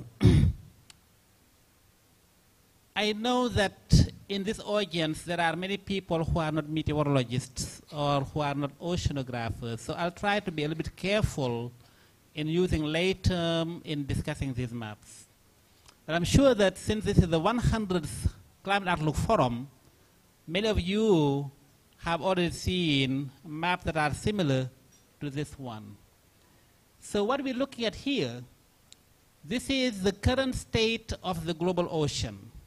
So in our field, in meteorology, we work a lot with anomalies, departures from normal, from the climatology. What we call climatology is a 30-year average to provide a base state. And what is the departure from now that climatology? That's what we look at in order to really assess the state of the climate and impacts in the forecast. So when we provide maps of sea surface temperature, this is our convention. again, we're looking at the departure from the 30-year average. And here we're looking at a 4-week period between 11 February and 10 March. In climate, we want to look at monthly to seasonal time scale. So when we plot blue, that is, we're looking at below normal, below the climatology. That is, the values that we measure in here are lower than the climatological average. And when we plot in orange to red, that is, we're looking at above normal. That is, the values that we plot here are more than the climatological average. So below normal here, above normal here. So what we look at here primarily is the equatorial Pacific. This is where the ENSO, El Niño Southern Oscillation State, happened in this region here. So when the sea surface temperature is below normal and it has been sustained for several months, and there is an atmospheric response to the departures from normal here, that's when we say that we have La Nina. And the atmospheric response is what? It is suppressed rainfall associated with below normal sea surface temperature. So oftentimes, when we have below normal sea surface temperature in the equatorial eastern and central Pacific, then we have above normal sea surface temperature in the western Pacific. So you see this dipole and the atmospheric response, that is, we have less rainfall here, more rainfall here, that create the La Nina condition. So currently what we have is La Nina, okay? And typically what we see when we have La Nina, that is, we have below normal sea surface temperature here, above normal sea surface temperature here, typically we see also below normal sea surface temperature over the Indian Ocean. That is the complete La Nina signal. And if it is El Nino, it is the reverse. That is, we have above normal sea surface temperature here, below normal sea surface temperature here, and above normal sea surface temperature here. So right now, looking at this map, you see that we have the below normal sea surface temperature here, above normal sea surface temperature in here, but it doesn't extend into the maritime continent. And here over the Indian Ocean, we have below normal sea surface temperature only on the eastern part of the Indian Ocean, but the western part of the Indian Ocean, we have above normal sea surface temperature. So that means that this La Nina is here, but it's not very strong. It is not a very strong signal at this time. So what we're looking at here below is, in our jargon, in meteorology, what we call tendency. That is how the sea surface temperature pattern, how has it evolved from last month? That's what we're looking at here. So we look at only the difference in anomalies between the month of March and the month of February. So if it is positive, that means that the month of February was warmer than the month of March. If it is negative, that means it was cooler. So here what we're seeing is that actually the month of February was warmer. That means that this anomaly here, the negative anomaly, is fading, is weakening. This La Nina pattern is weakening. That's what it shows. And that's why we look at the previous month and we compare with the current month. That's what it means, that this anomaly pattern here, the La Nina signal, is weakening. Now, we look at the evolution of sea surface temperature anomalies and the equatorial subsurface temperature anomalies over the Nino region. So for you who are not meteorologists, we divide the equatorial Pacific into different subregions. We have the Niño 1+2 region, that is the far eastern Pacific. We have the Niño 3 region, that encompasses one part of the eastern Pacific going all the way to the central Pacific. And we have the Niño 4, that is the western Pacific. And in between, we have the Niño 3.4 that overlaps one part of the Niño 4 region and one part of the Niño 3 region. And the Niño 3.4 region has been shown to be more coupled with the atmosphere. That is where the ocean coupling is the strongest. That is why we look at the Niño 3.4 region as the base point for monitoring and predicting ENSO, El Niño or La Niña.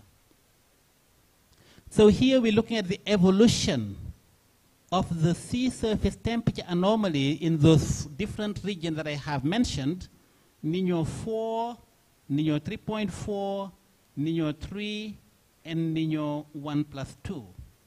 And you can see, if we just focus on the Niño 3.4 and the Niño 3, you can see that the sea surface temperature anomalies were very strong in January and February, but then since then it has been weakening, as I have also showed.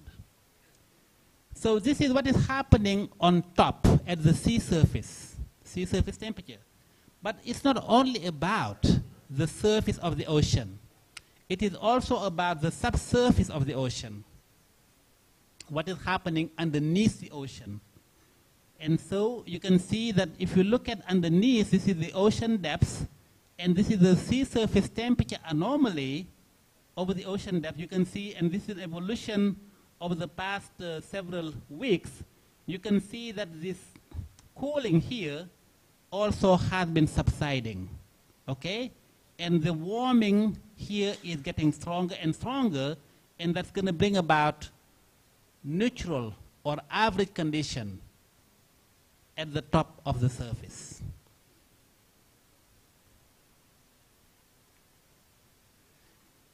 Okay, so now we talked about the ocean. Now we talk about the atmosphere, the atmospheric response to the sea surface temperature. So one parameter that we want to look at is the outgoing long wave radiation. And this is the outgoing long wave radiation anomaly for February of 2018. So this we use as an approximation for precipitation, for rainfall. So we're looking at the cloudiness, the top, at the top of the cloud, the deep convection, the deep cloud. You know that the rainfall, particularly in the tropics, you know, the rain-producing clouds are very deep in the tropopause. So we look at the radiation, the temperature at the top of the of those clouds to derive this variable that we can relate to rainfall. It's not actually rainfall, but it's very, very, very highly correlated with rainfall.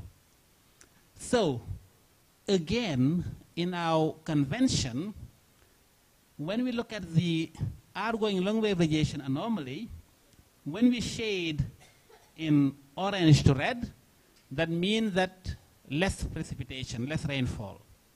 When we shade in blue, it is more precipitation. So you remember, I talked about La Niña, sea surface temperature anomaly, negative in the tropical Pacific. And I talked about an atmospheric response, which was below average rainfall. So if you look at here, we still see below average rainfall over the equatorial Pacific, just a little bit north of the equator. Typically, we would like to see this pattern to be centered along the equator. It is not at this time, but because also, like I said, the La Niña is weakening. And we do have enhanced rainfall just west of it, but very limited. But look at here, over the maritime continent. When we do have a strong La Nina event, this should be shaded as blue. All of this should be shaded as blue, and this shaded in orange. But see, right now, what we have is actually orange. That means we have suppressed rainfall in this particular the southern part of the maritime continent. So again, and this extends all the way into the Indian Ocean. So this really tells you that currently La Nina is fading away. Very, very weak. We have some reminiscent, but it's very weak because the atmospheric response is really fading away. Over the Philippines here, we do see some enhanced rainfall during February. So we look at the situation of the rainfall globally, but we also look at the wind patterns. So this is the 800 millibar wind anomaly pattern, and here what we see is mostly westerly wind anomalies over the western tropical Pacific. Now, again, if you look along the equator, the winds are very weak. Very, very weak. It really reflects, again, one more time, the fact that La Nina is weakening. Because when we do have La Nina, usually the winds are very strong in the equatorial Pacific. The winds are very strong. But that's not what we see right now. It's very, very weak. We just see some westerly wind anomalies here, but that's the south, really almost in the subtropics. We're looking at here, and in this band, the winds are very weak, reflecting again the weakening of La Nina signal. So when we have El Nino, La Nina, the winds are very strong, and when we have El Nino, the winds are very weak. And this is the 200 millibar wind anomaly. So here it also reflects westerly wind anomalies over the Indian Ocean and eastern tropical Pacific Ocean. And we just note an anomalies cross-equatorial over the central tropical Pacific. So all of this really doesn't really signal a strong ENSO event. Usually when we do have La Nina, we do have a coupled anticyclonic and cyclonic pattern straddling the atmosphere, but that's not very clearly established at this moment. So, another ocean basin we want to look at is the Indian Ocean. It's very important. I don't know how important it is in the Pacific, but I know that it's also important in many parts of the world, particularly in association with ENSO, the El Nino Southern Oscillation. So this is the Indian Ocean Basin for February 2018, and we also look at the difference between 2018 and 2017. So just looking at the sea surface temperature anomalies in 2018, over the eastern part of the Indian Ocean, particularly along the equator, the anomalies are not very strong. As you can see there, there is a reminiscent of below normal sea surface temperature toward Sumatra, but SST are quite average in this region. We do see some above normal sea surface temperature in the western part of the Pacific. Along the coast of Somalia, the sea surface temperature is below normal. Now, one index that we want to monitor very closely is what we call the Indian Ocean dipole. So it is the difference between the Eastern Pacific and the Western Pacific. So oftentimes it is coupled with ENSO. So this is the Indian Ocean dipole, the difference. So you can see that it was positive actually in mid-February, but since then it has been weakening and now is near average. So this positive Indian Ocean dipole actually is not what we see during La Nina. It is something that we see rather during El Nino. But I think that it all reflects just the fact that the La Nina signal this year hasn't been very strong, or at least was weakening. We saw it here when La Nina was at the major phase, it was below average, the IID. That's what we'd like to see. But when it starts going up, that means that we're losing the coupling between the Pacific and the Indian Ocean. So that's reflected here. But you can see that also it's dropping quickly down into average conditions. So this is a summary of the state of the global climate for February-March 2018. So during February 2018, La Nina weakened, but was still reflected by below average sea surface temperature in the east central equatorial Pacific Ocean. Sea surface temperatures were above normal over the northern Indian Ocean. Precipitation was below average just north of the equator in the central Pacific, part of the maritime continent, and across the tropical Indian Ocean.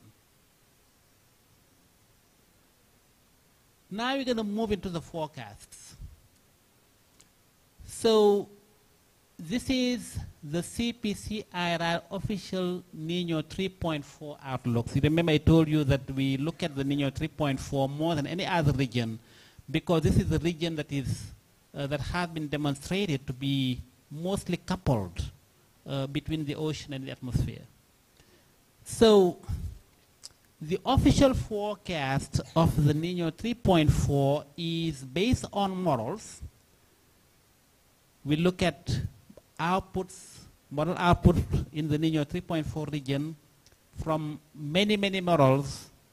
We have what we call the National Multimodal Ensemble forecast, which includes the CFS version 2, two versions of the Canadian model, the GFDL, the NASA model, the NCAR model, and the ensemble mean for 113 members. The National Multimodal Ensemble has 113 members. So we look at the output from all those models. We have a team of 11 forecasters. Most of them are from CPC, only one from the IRI, but we want to include them. We call them, that's why we call CPC IRI forecast. So all 11 members of the forecasting team look at the models individually, and every one of them provide a score, a probability score. So the probability score is averaged to get now a forecast. So it's a combination of model output but also human intervention in the forecast. So this is the forecast, the histogram, but also here the table that go with that.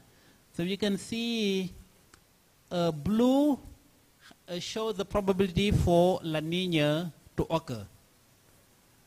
Gray shows the probability for neutral conditions to occur. That means that we are saying that there is a better chance for sea surface temperature to be average than to have to be above or below normal. And red is the probability for El Nino to occur.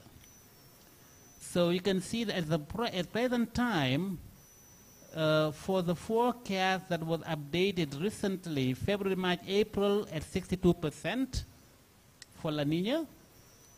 But you can see that La Nina, the probability drops very quickly.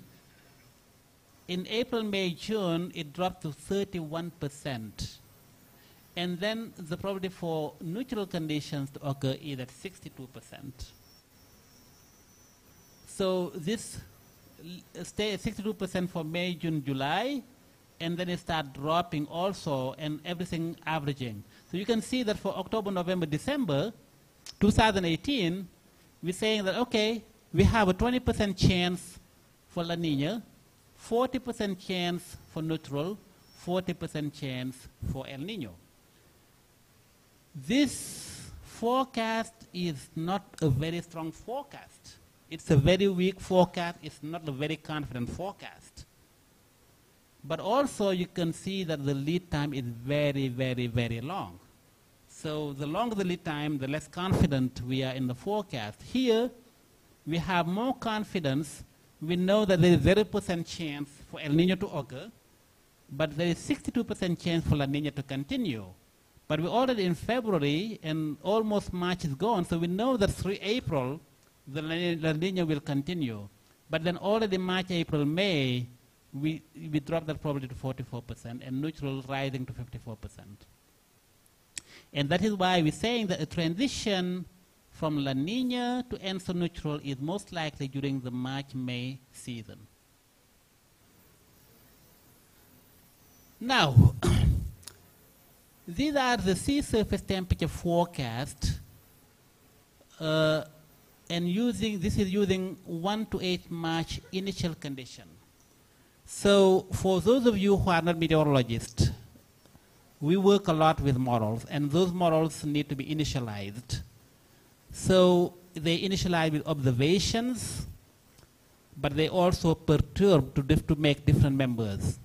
So using those initial conditions between 1 and 8 March of 2018, these are the forecasts from the National Multimodal Ensemble, and I repeat, the National Multimodal Ensemble is a combination of several models, including the NCEP CFS version 2, 2 versions of the Canadian model, the GFDL model, the NASA model, and the NCAR model, and the ensemble mean.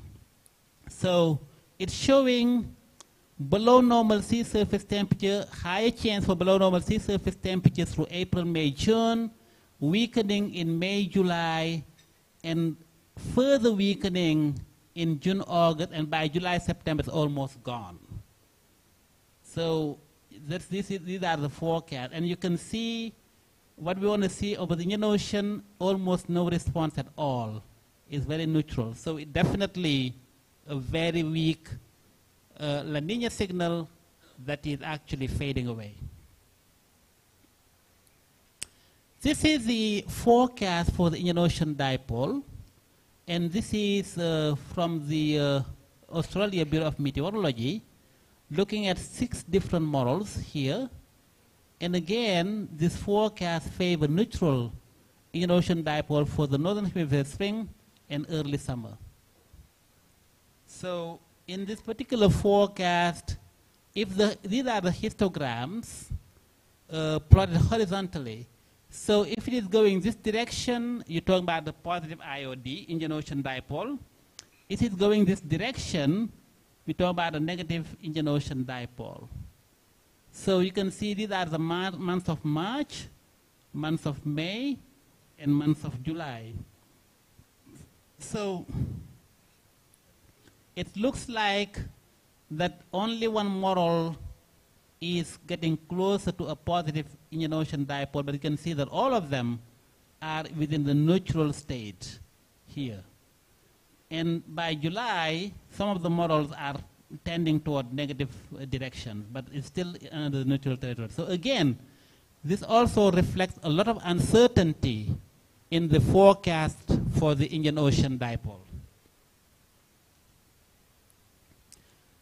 So these are now the rainfall forecast, still using 1 to 8 March 2018 initial conditions. So this is for Southeast Asia, and Philippines is right there in the middle.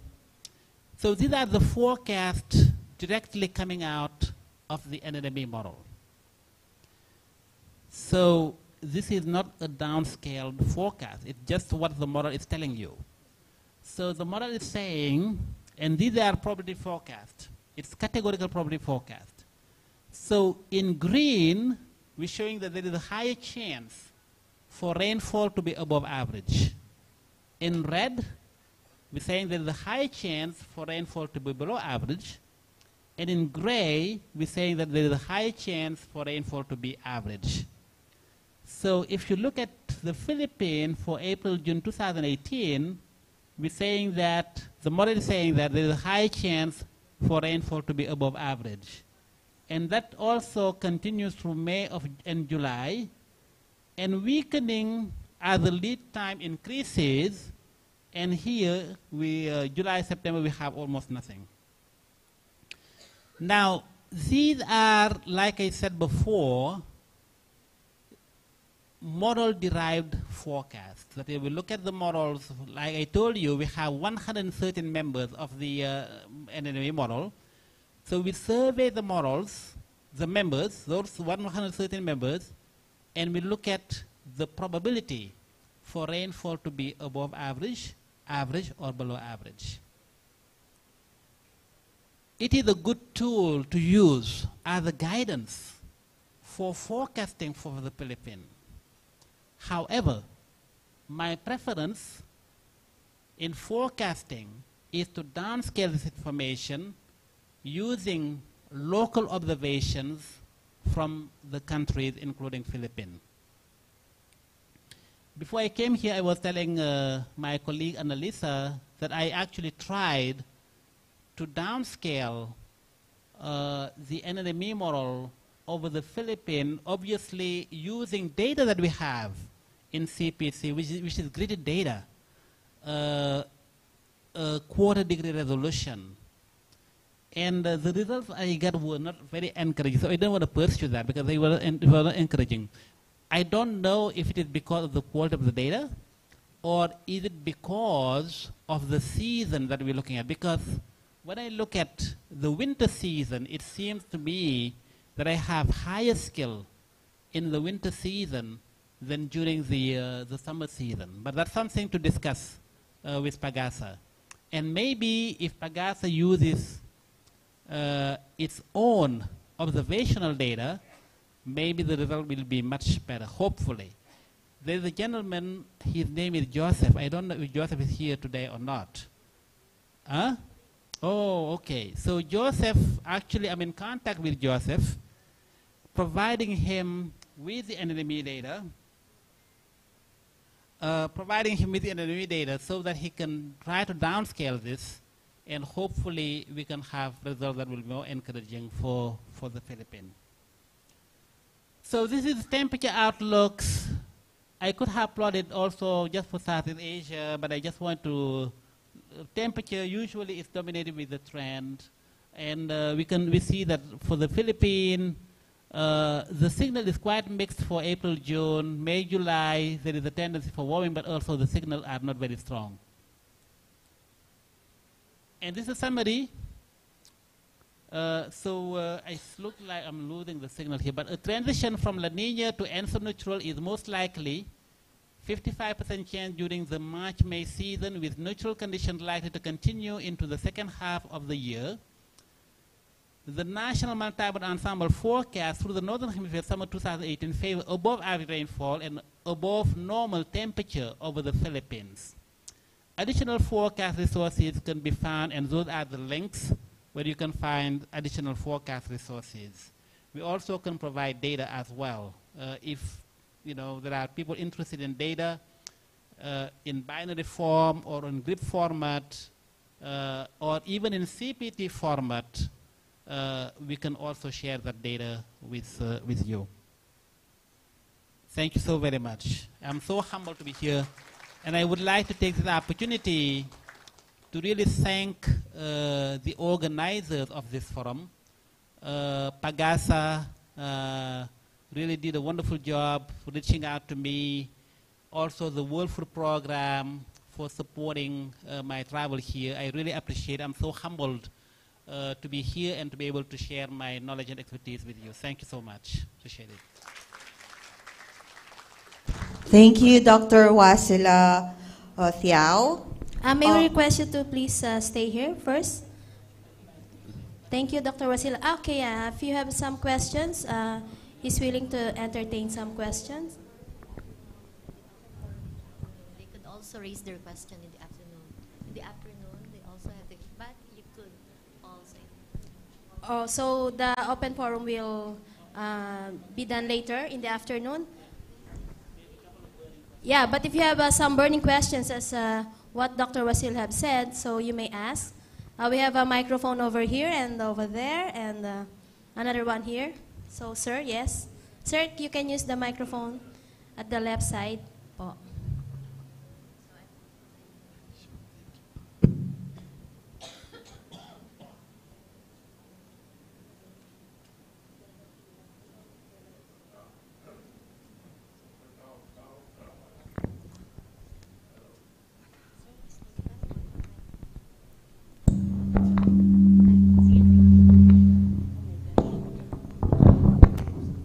Can you kindly go back to about 2 slides where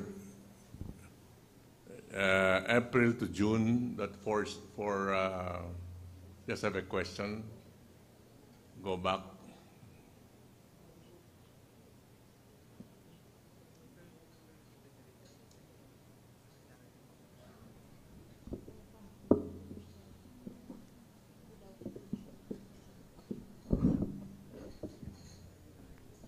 Okay, April to June 2018, and particularly focusing on the Philippines, and what is now La Nina to ENSO possibility in neutral. Yes, yes, thank you very much. So what is now the chances of rainfall in this month of April, May, and June?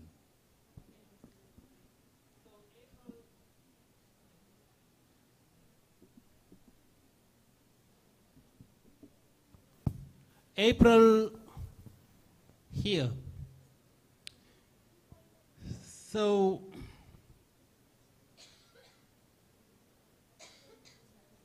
thank you. So we look at the color here. I'm sorry, the map covers all of Southeast Asia. You cannot see Philippines very well, but if you look at it here, it is colored in green. For most part of the island, it's colored in green, especially the northern part and also the southern part, maybe not so much in the middle. So green is telling you that there is a higher chance for rainfall to be above average. Sir, what is that in percent higher chance? I have to look at I cannot see it very well. I have to look at the PowerPoint. But anyway, 45% chance for rainfall to be above average. But that means that you may have about, I would say, 30% chance for rainfall to be near average, and the rest will be for rainfall to be below average. It is probabilistic. It is not a very strong forecast. But why is it not a strong forecast? It is not a strong forecast because of what I have shown you earlier in terms of the sea surface temperature anomalies which drive the forecast. So the sea surface temperature anomalies have to be the signal has to be very strong for that to be reflected in the forecast. So the weaker the signal, the less confident the forecast. So if I say that I have a 45% chance for rainfall to be above average, I'm also saying that there is maybe about 20 to 25% chance for rainfall to be below average, and maybe about 30% chance for rainfall to be near average. Why about 30% chance for rainfall to be near average? Because usually the models are not very good at predicting average conditions.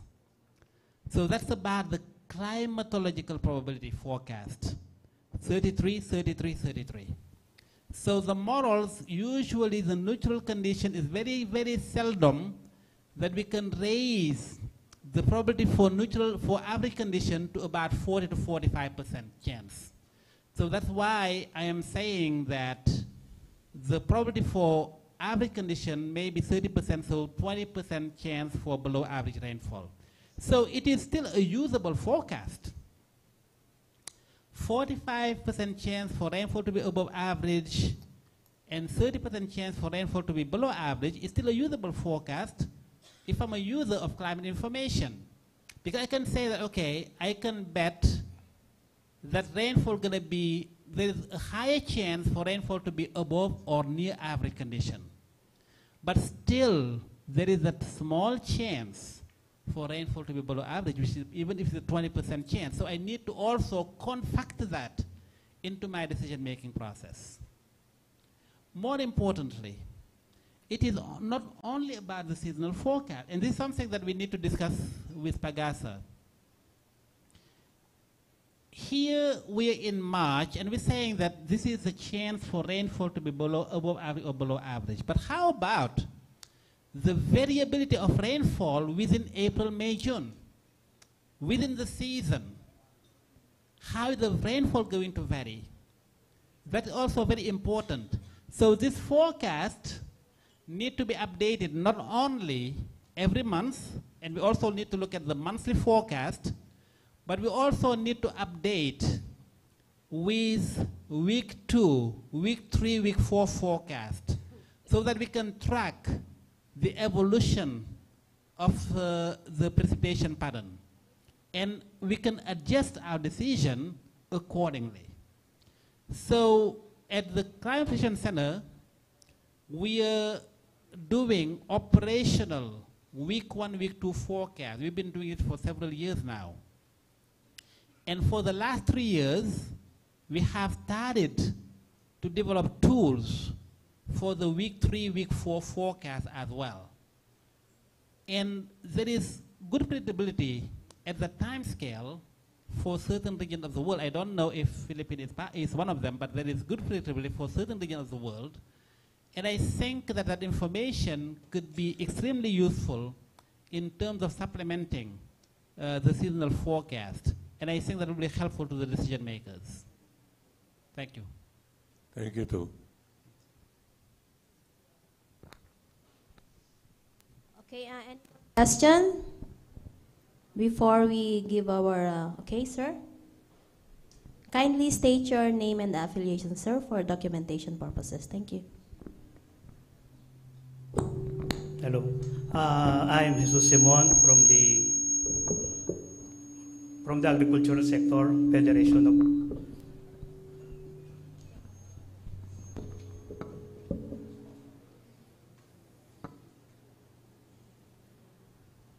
I'm Jesus Simon from the Federation of Agricultural Cooperatives in Region 3. My question, sir, is that is it possible to forecast the weather in a year period? And if so, how many % is the chances? Okay, well, thank you for the question. Yes, it is possible to forecast a year ahead of time. It's possible. We can do that. But with all humbleness, I'm not quite sure how useful that information will be. Because we have shown that as lead time increases, the forecast uncertainty also increases. So if you express your forecast in probability terms, and you go up to a 1-year forecast, your probabilities for the 3 different categories, below, above, near average, will be all damped toward climatological probability. That is, that you will not have a very high signal. So, in fact, our numerical models, we run them only up to about 9 months forecast. But if we show you the performance of the models over time, I'm not showing it here, but if I had shown you, you will see that as the lead time increases, the performance of the model also decreases, the uncertainty increase.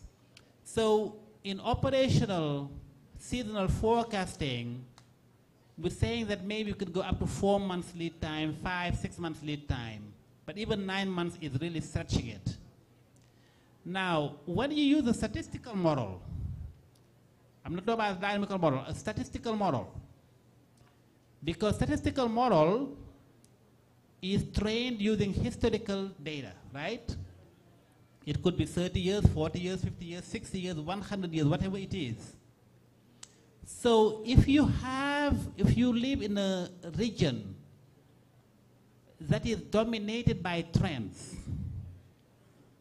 a region that is dominated by trends, okay? In those regions dominated by trend, if you go to a 1-year forecast, you may have actually a good skill in the forecast. But that forecast is coming mostly from the trend, not interannual variability.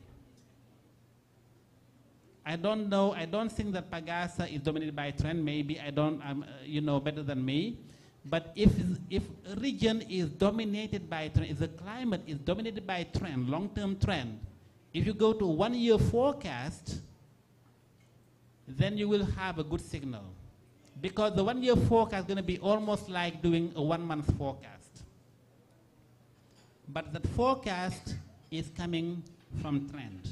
So you have a good chance to be successful, but only if the dominant trend mode continues during the time of the forecast. So I don't know if you understand the nuance or not. But for statistical models, you can do better going up to 1-year forecast if you are looking at a region where the climate signal is dominated by trend. Numerical models don't do that because they don't have trend. It's just based on the physical parameters, the physical condition, ocean, atmosphere, land coupling.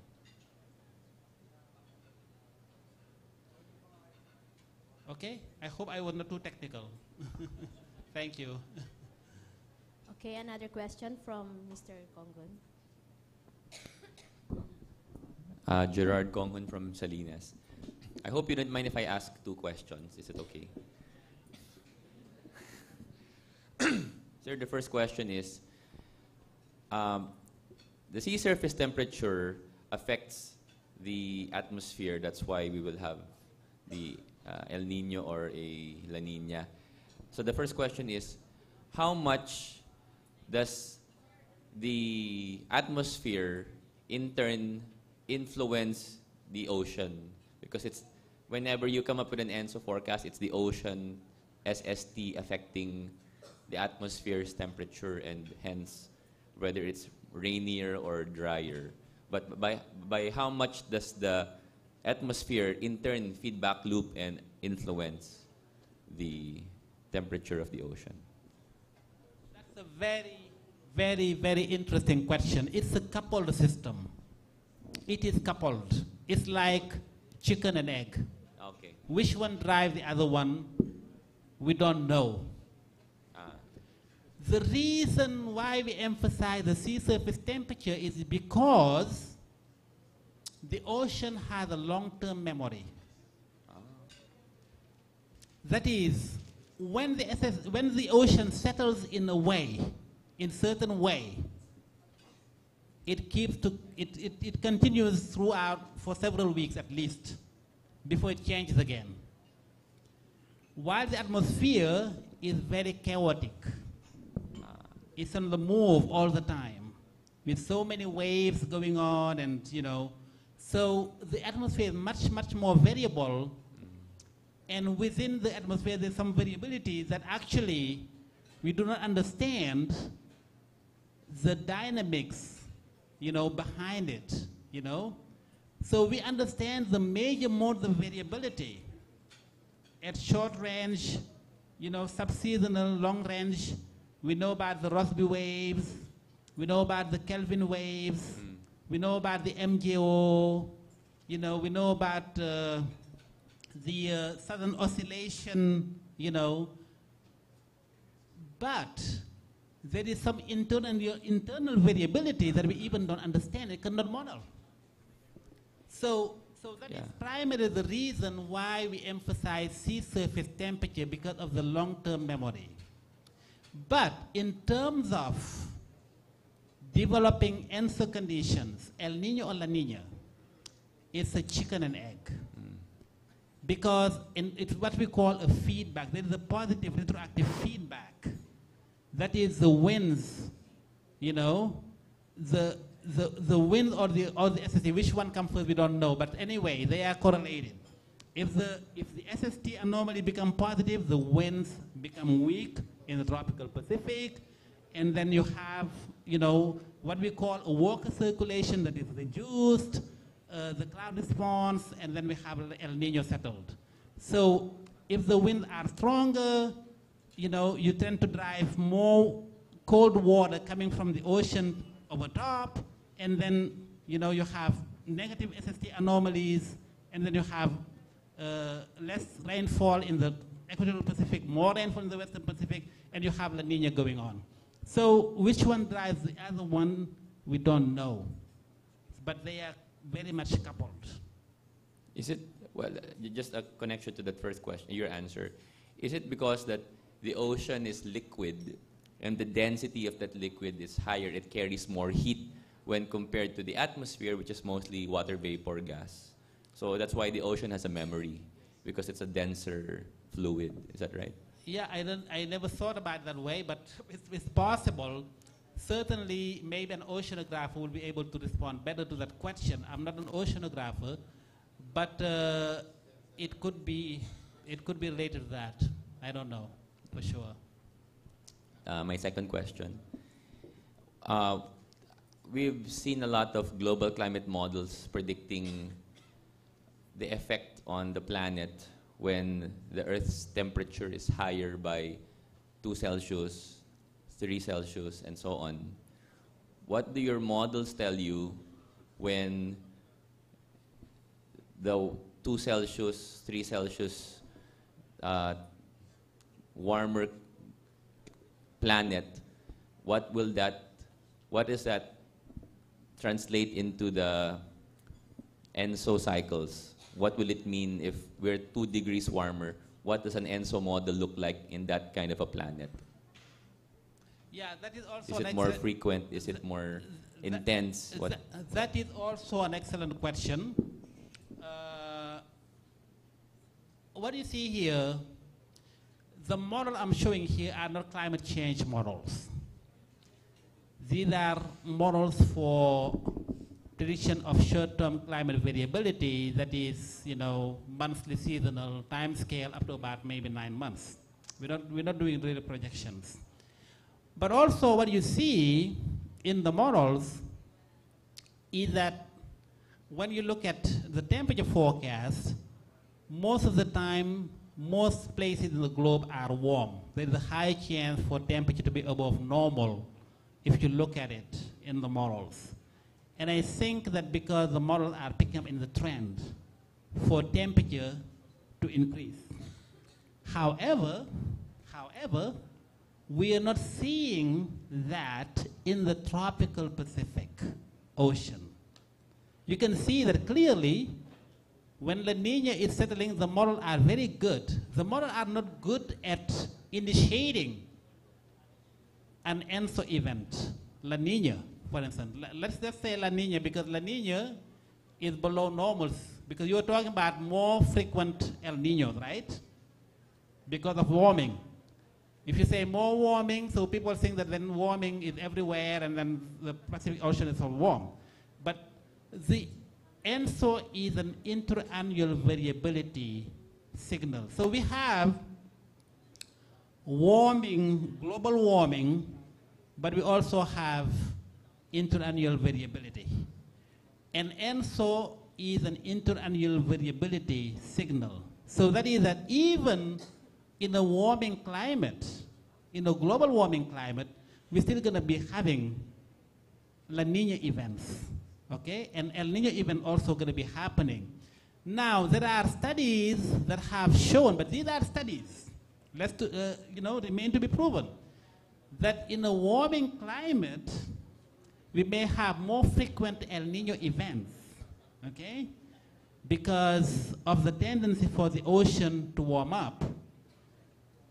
But remember that it is a coupled system, and we see the event of 2014. There are people who still think that 2014-15 there was an El Nino event, but there was not an El Nino event in 2014-15. I mean, there are still people who argue, oh, there was an El Nino event.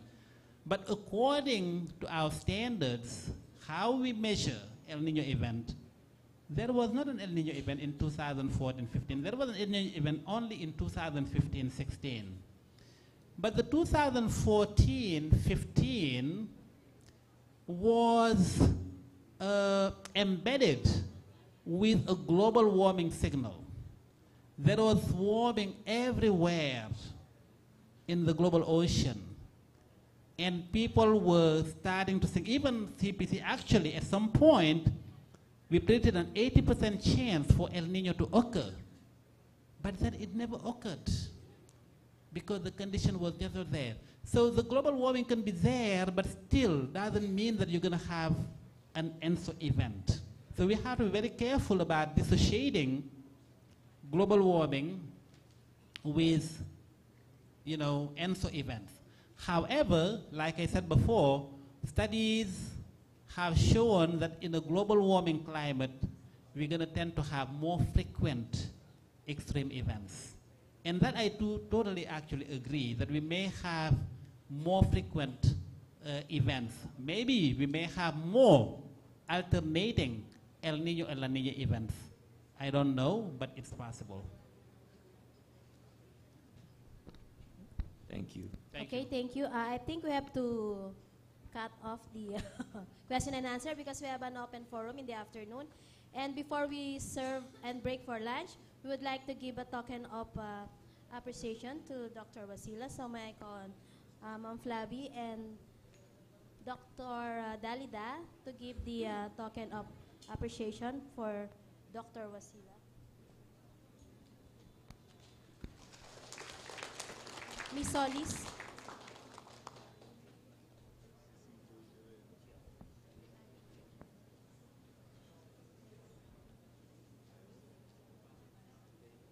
Okay, photo.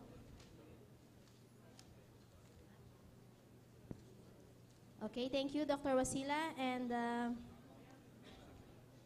let's clap our hands. Okay, so this ends our morning session. Okay, one more picture.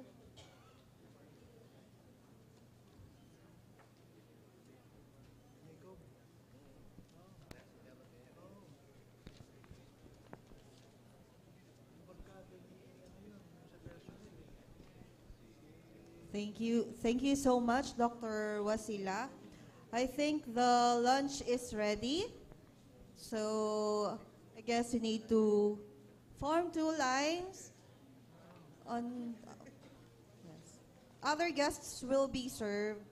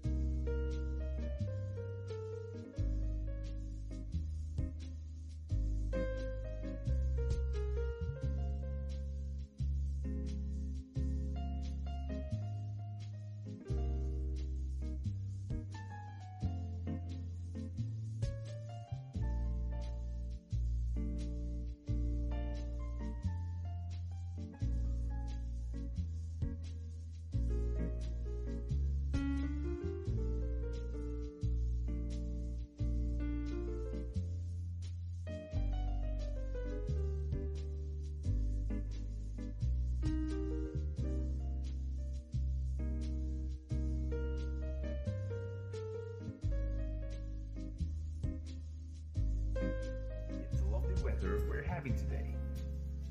Everything seems to be in good condition. Then suddenly, this will happen. Again, a perfectly fine weather we're having. Everything is in good condition, as always. Now this happens.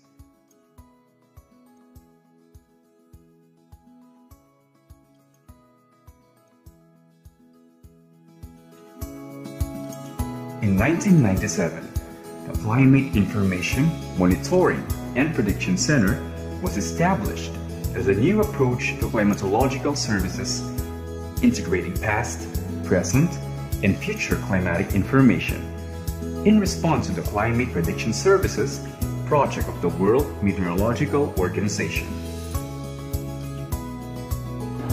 Ang Climate Outlook Forum ay nag-umpisa noong 2003 under the leadership of Dr. Aida Jose, as former chief of COF. COF is Climatology and Agrometeorology branch na ngayon ay CAD, Climatology and Agrometeorology Division. So, ang COF or Climate Outlook Forum was held in quarterly basis during those times, owing to seasonal prediction services. We would like to congratulate the men and women of PAGASA for this momentous occasion, and this is really a very important event which contributes to the global framework on climate services of the World Meteorological Organization. I think for the past 2 years or 2 to 3 years, we have been inviting some of our stakeholders to share on how they utilize the information that they get from PAGASA. It's about the chronicles of the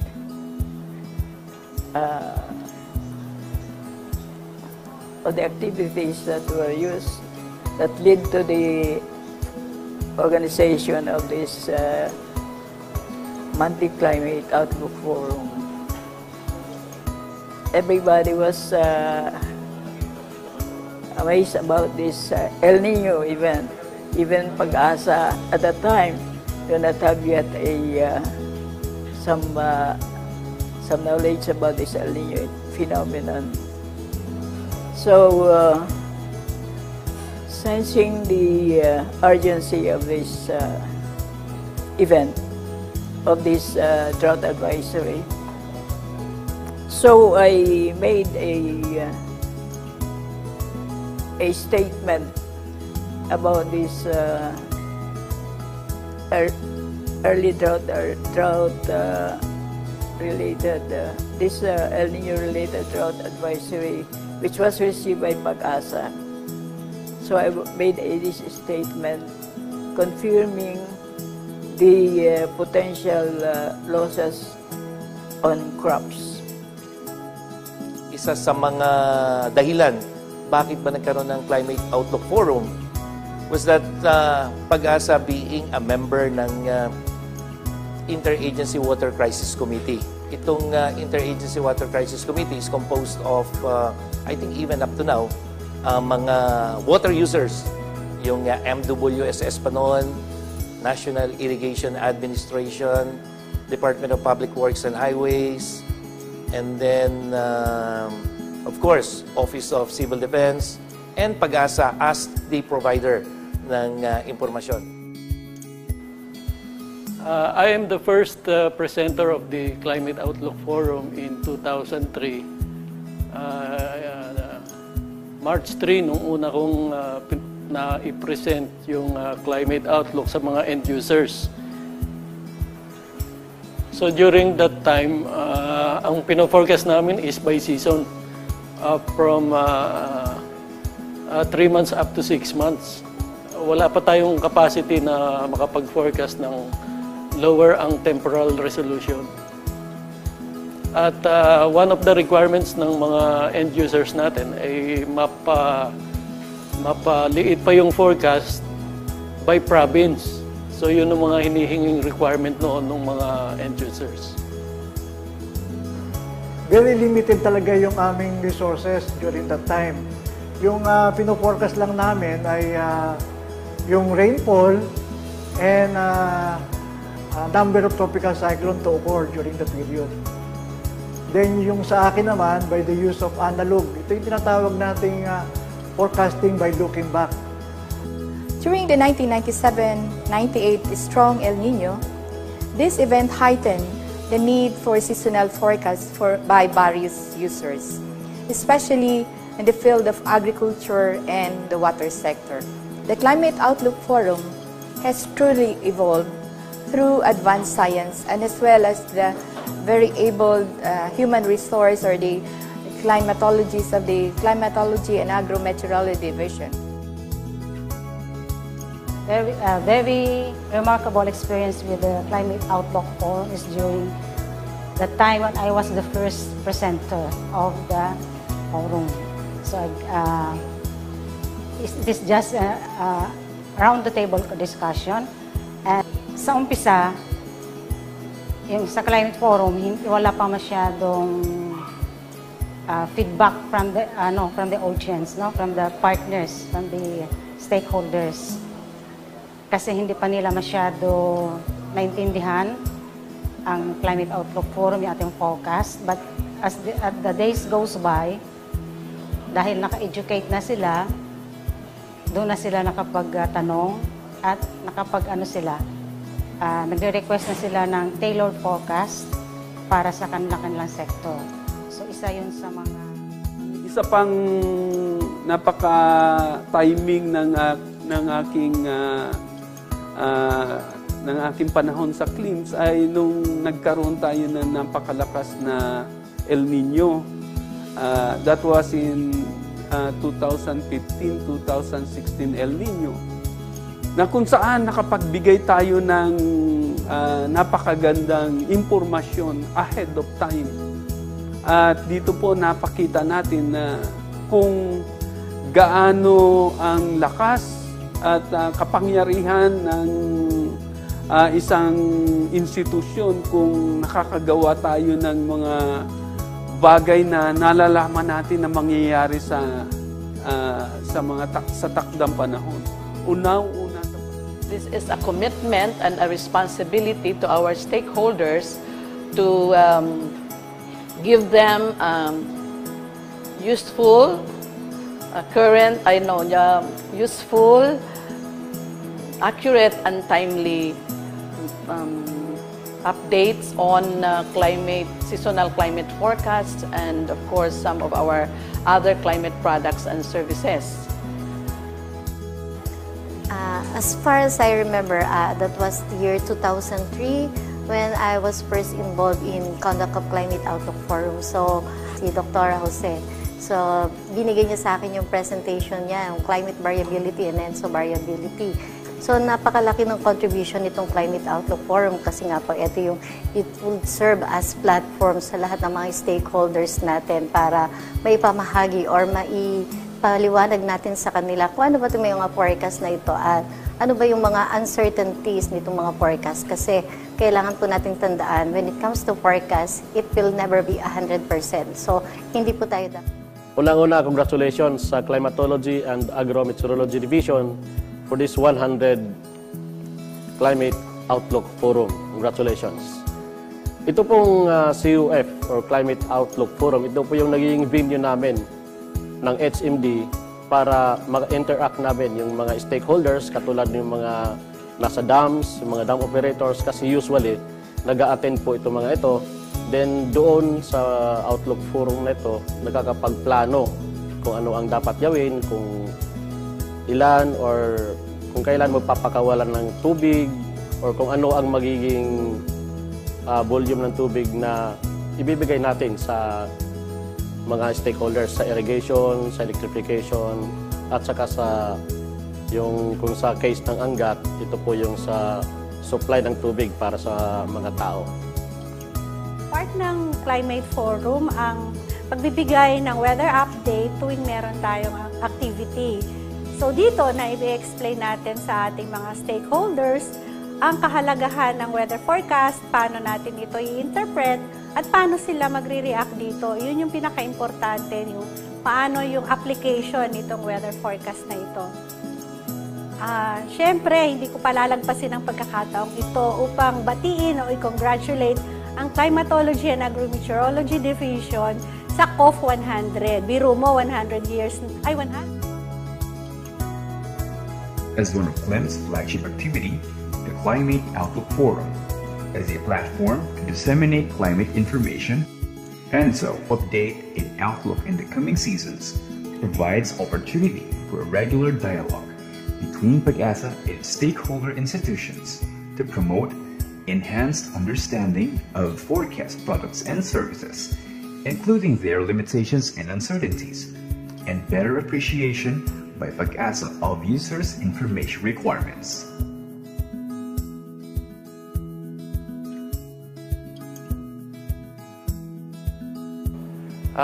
WFP first became involved with the Climate Forum in 2015.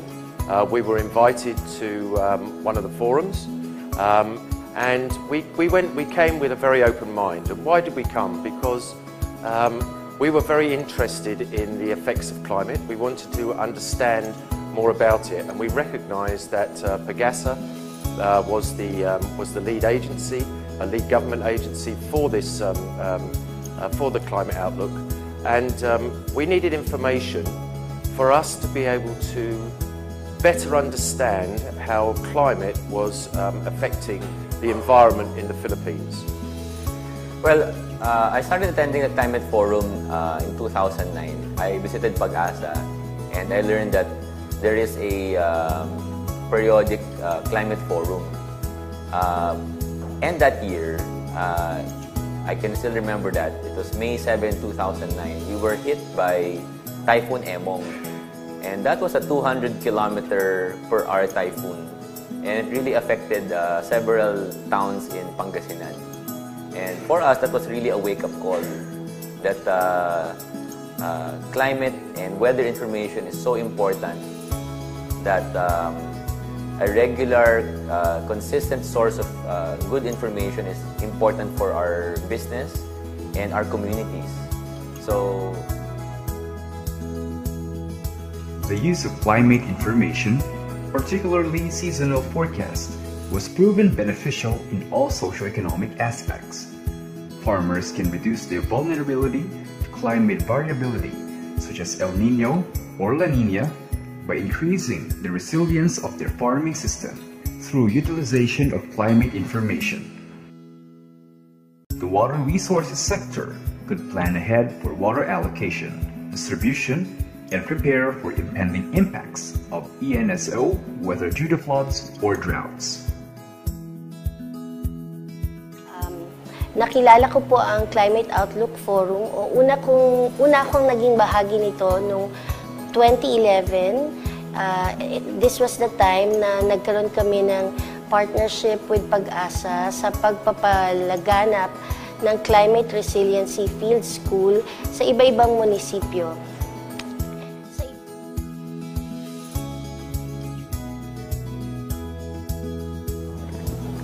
The NWRB is the mandated agency of the government in the administration of the water resources in terms of regulation, allocation, and conservation.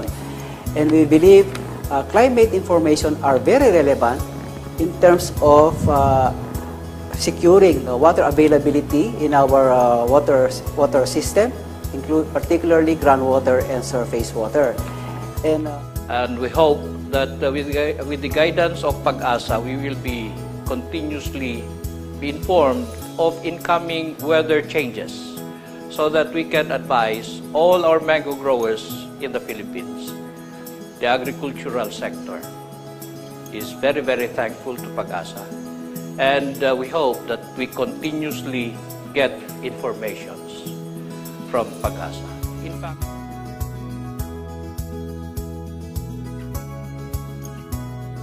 when I presented the different applications and uses of climate information in specifically for agri-production. So I presented the different ongoing projects by the department in terms of developing our IPRIMA system or decision support tool for enhancing production and risk management in agriculture, as well as...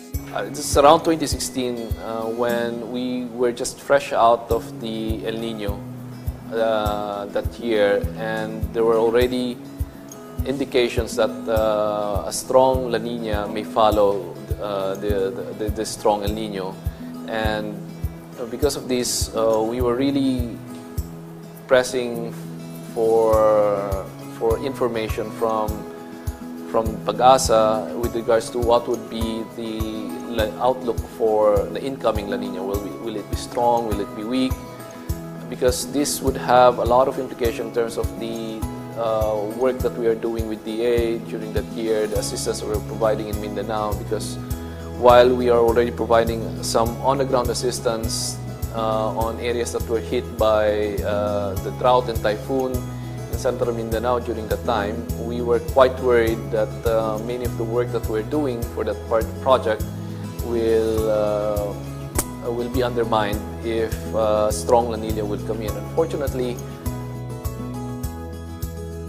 at I want to congratulate mga tao, mga kasamahan natin sa PAGASA na gumagawa ng kanilang mga prediksyon at maipaparating sa ating mga babayan. PAGASA will keep on working hard. We will keep on doing our best dahil yun naman po ang aming mandate. Congratulations to the CAD for reaching the 100 COF, and hopefully we're going to reach another 100 years to come for the future generation. And with that, marami pong salamat. Thank you for this opportunity. First of all, I think I want to congratulate PAGASA for the 100th forum. I think this is a fantastic initiative, and I think the amount of information that we've been able to get, the partnership that we've had with you has blossomed, has grown, and I think we're both in a much stronger position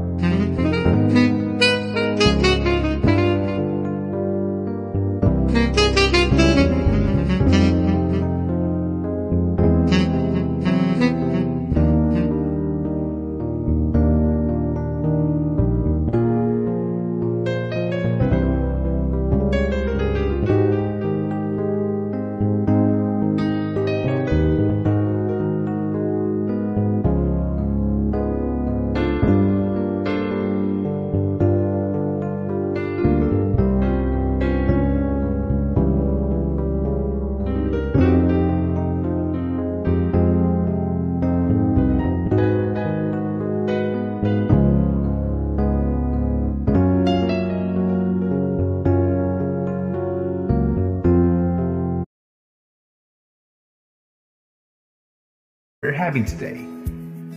Everything seems to be in good condition. Then suddenly, this will happen. Again, a perfectly fine weather we're having. Everything is in good condition, as always. Now this happens.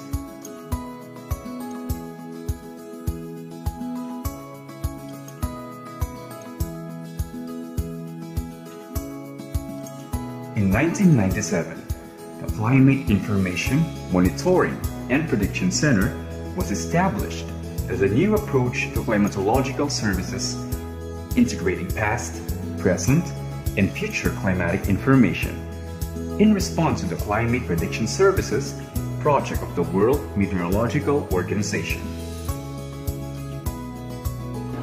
Ang Climate Outlook Forum ay nag-umpisa noong 2003 under the leadership of Dr. Jose as former chief of COF is Climatology and Agrometeorology branch na ngayon ay Hive, Climatology and Agrometeorology Division.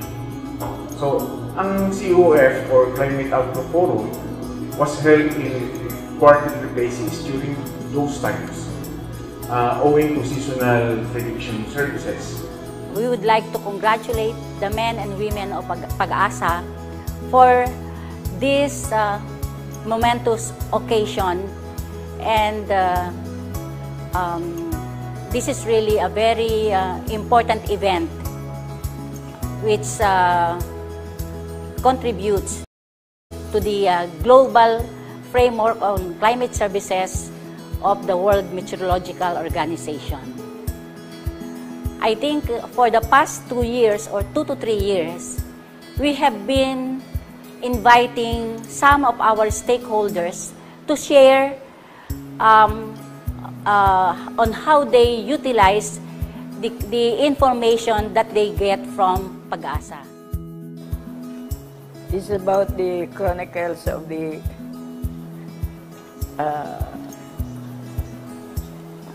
activities that were used that lead to the organization of this monthly Climate Outlook Forum. Everybody was amazed about this El Nino event. Even PAGASA at that time do not have yet some knowledge about this El Nino phenomenon. So, sensing the urgency of this event, of this drought advisory, so I made a statement about this early drought related, this El Nino related drought advisory, which was received by PAGASA. So I made this statement confirming the potential losses on crops. Isa sa mga dahilan bakit ba nagkaroon ng Climate Outlook Forum was that PAGASA being a member ng Interagency Water Crisis Committee.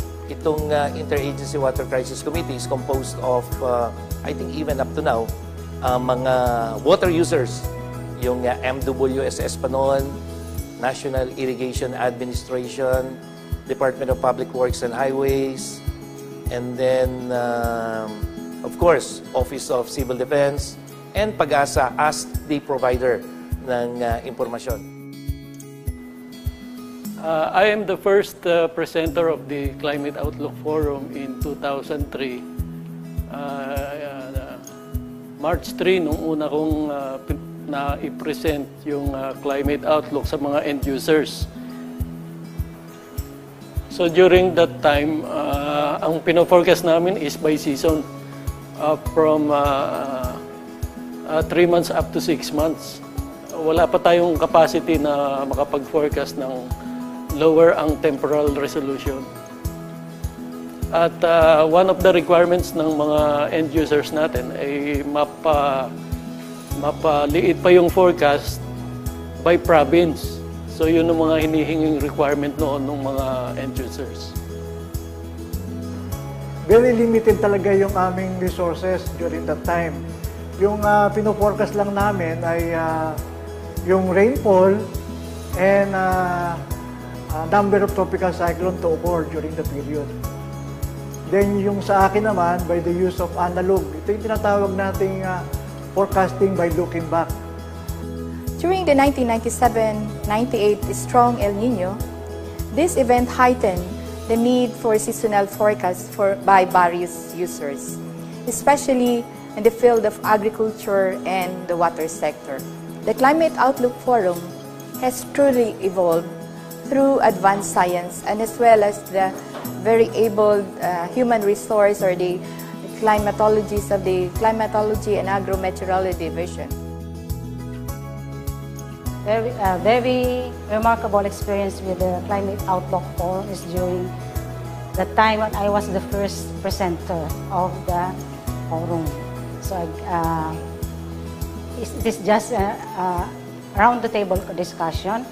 And sa umpisa, yung sa Climate Forum, wala pa masyadong feedback from the audience, from the partners, from the stakeholders. Kasi hindi pa nila masyado naintindihan ang Climate Outlook Forum, yung ating forecast. But as the days goes by, dahil naka-educate na sila, doon na sila nakapagtanong at nagre-request na sila ng tailored forecast para sa kanilang sector. So isa yun sa mga... Isa pang napaka-timing ng aking panahon sa CLIMS ay nung nagkaroon tayo ng napakalakas na El Nino. That was in 2015-2016 El Nino. Na kung saan nakapagbigay tayo ng napakagandang impormasyon ahead of time. At dito po napakita natin na kung gaano ang lakas at kapangyarihan ng isang institusyon kung nakakagawa tayo ng mga bagay na nalalaman natin na mangyayari sa takdang panahon. Unang-una. This is a commitment and a responsibility to our stakeholders to give them useful, useful, accurate and timely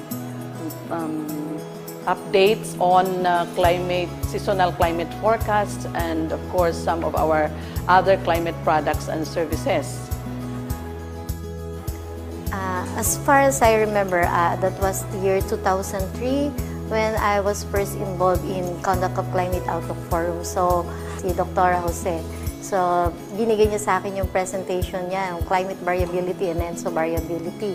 So, napakalaki ng contribution nitong Climate Outlook Forum kasi nga po, it would serve as platform sa lahat ng mga stakeholders natin para maipamahagi or maipaliwanag natin sa kanila kung ano ba itong mga forecast na ito at ano ba yung mga uncertainties nitong mga forecast. Kasi kailangan po natin tandaan, when it comes to forecast, it will never be 100%. So, hindi po tayo Unang-una, congratulations sa Climatology and Agro-Meteorology Division for this 100 Climate Outlook Forum. Congratulations. Ito pong COF or Climate Outlook Forum, ito po yung naging venue namin ng HMD para mag-interact namin yung mga stakeholders katulad yung mga nasa dams, yung mga dam operators kasi usually nag-a-attend po itong mga ito. Then doon sa Outlook Forum na ito, nagkakapagplano kung ano ang dapat gawin, kung ilan or kung kailan magpapakawalan ng tubig or kung ano ang magiging volume ng tubig na ibibigay natin sa mga stakeholders sa irrigation, sa electrification, at saka sa yung kung sa case ng Angat, ito po yung sa supply ng tubig para sa mga tao. Part ng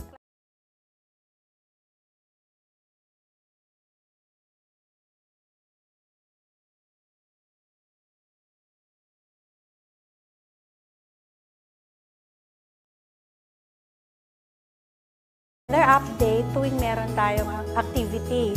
So dito na i-explain natin sa ating mga stakeholders ang kahalagahan ng weather forecast, paano natin ito i-interpret, at paano sila magre-react dito. Yun yung pinaka-importante, yung paano yung application nitong weather forecast na ito.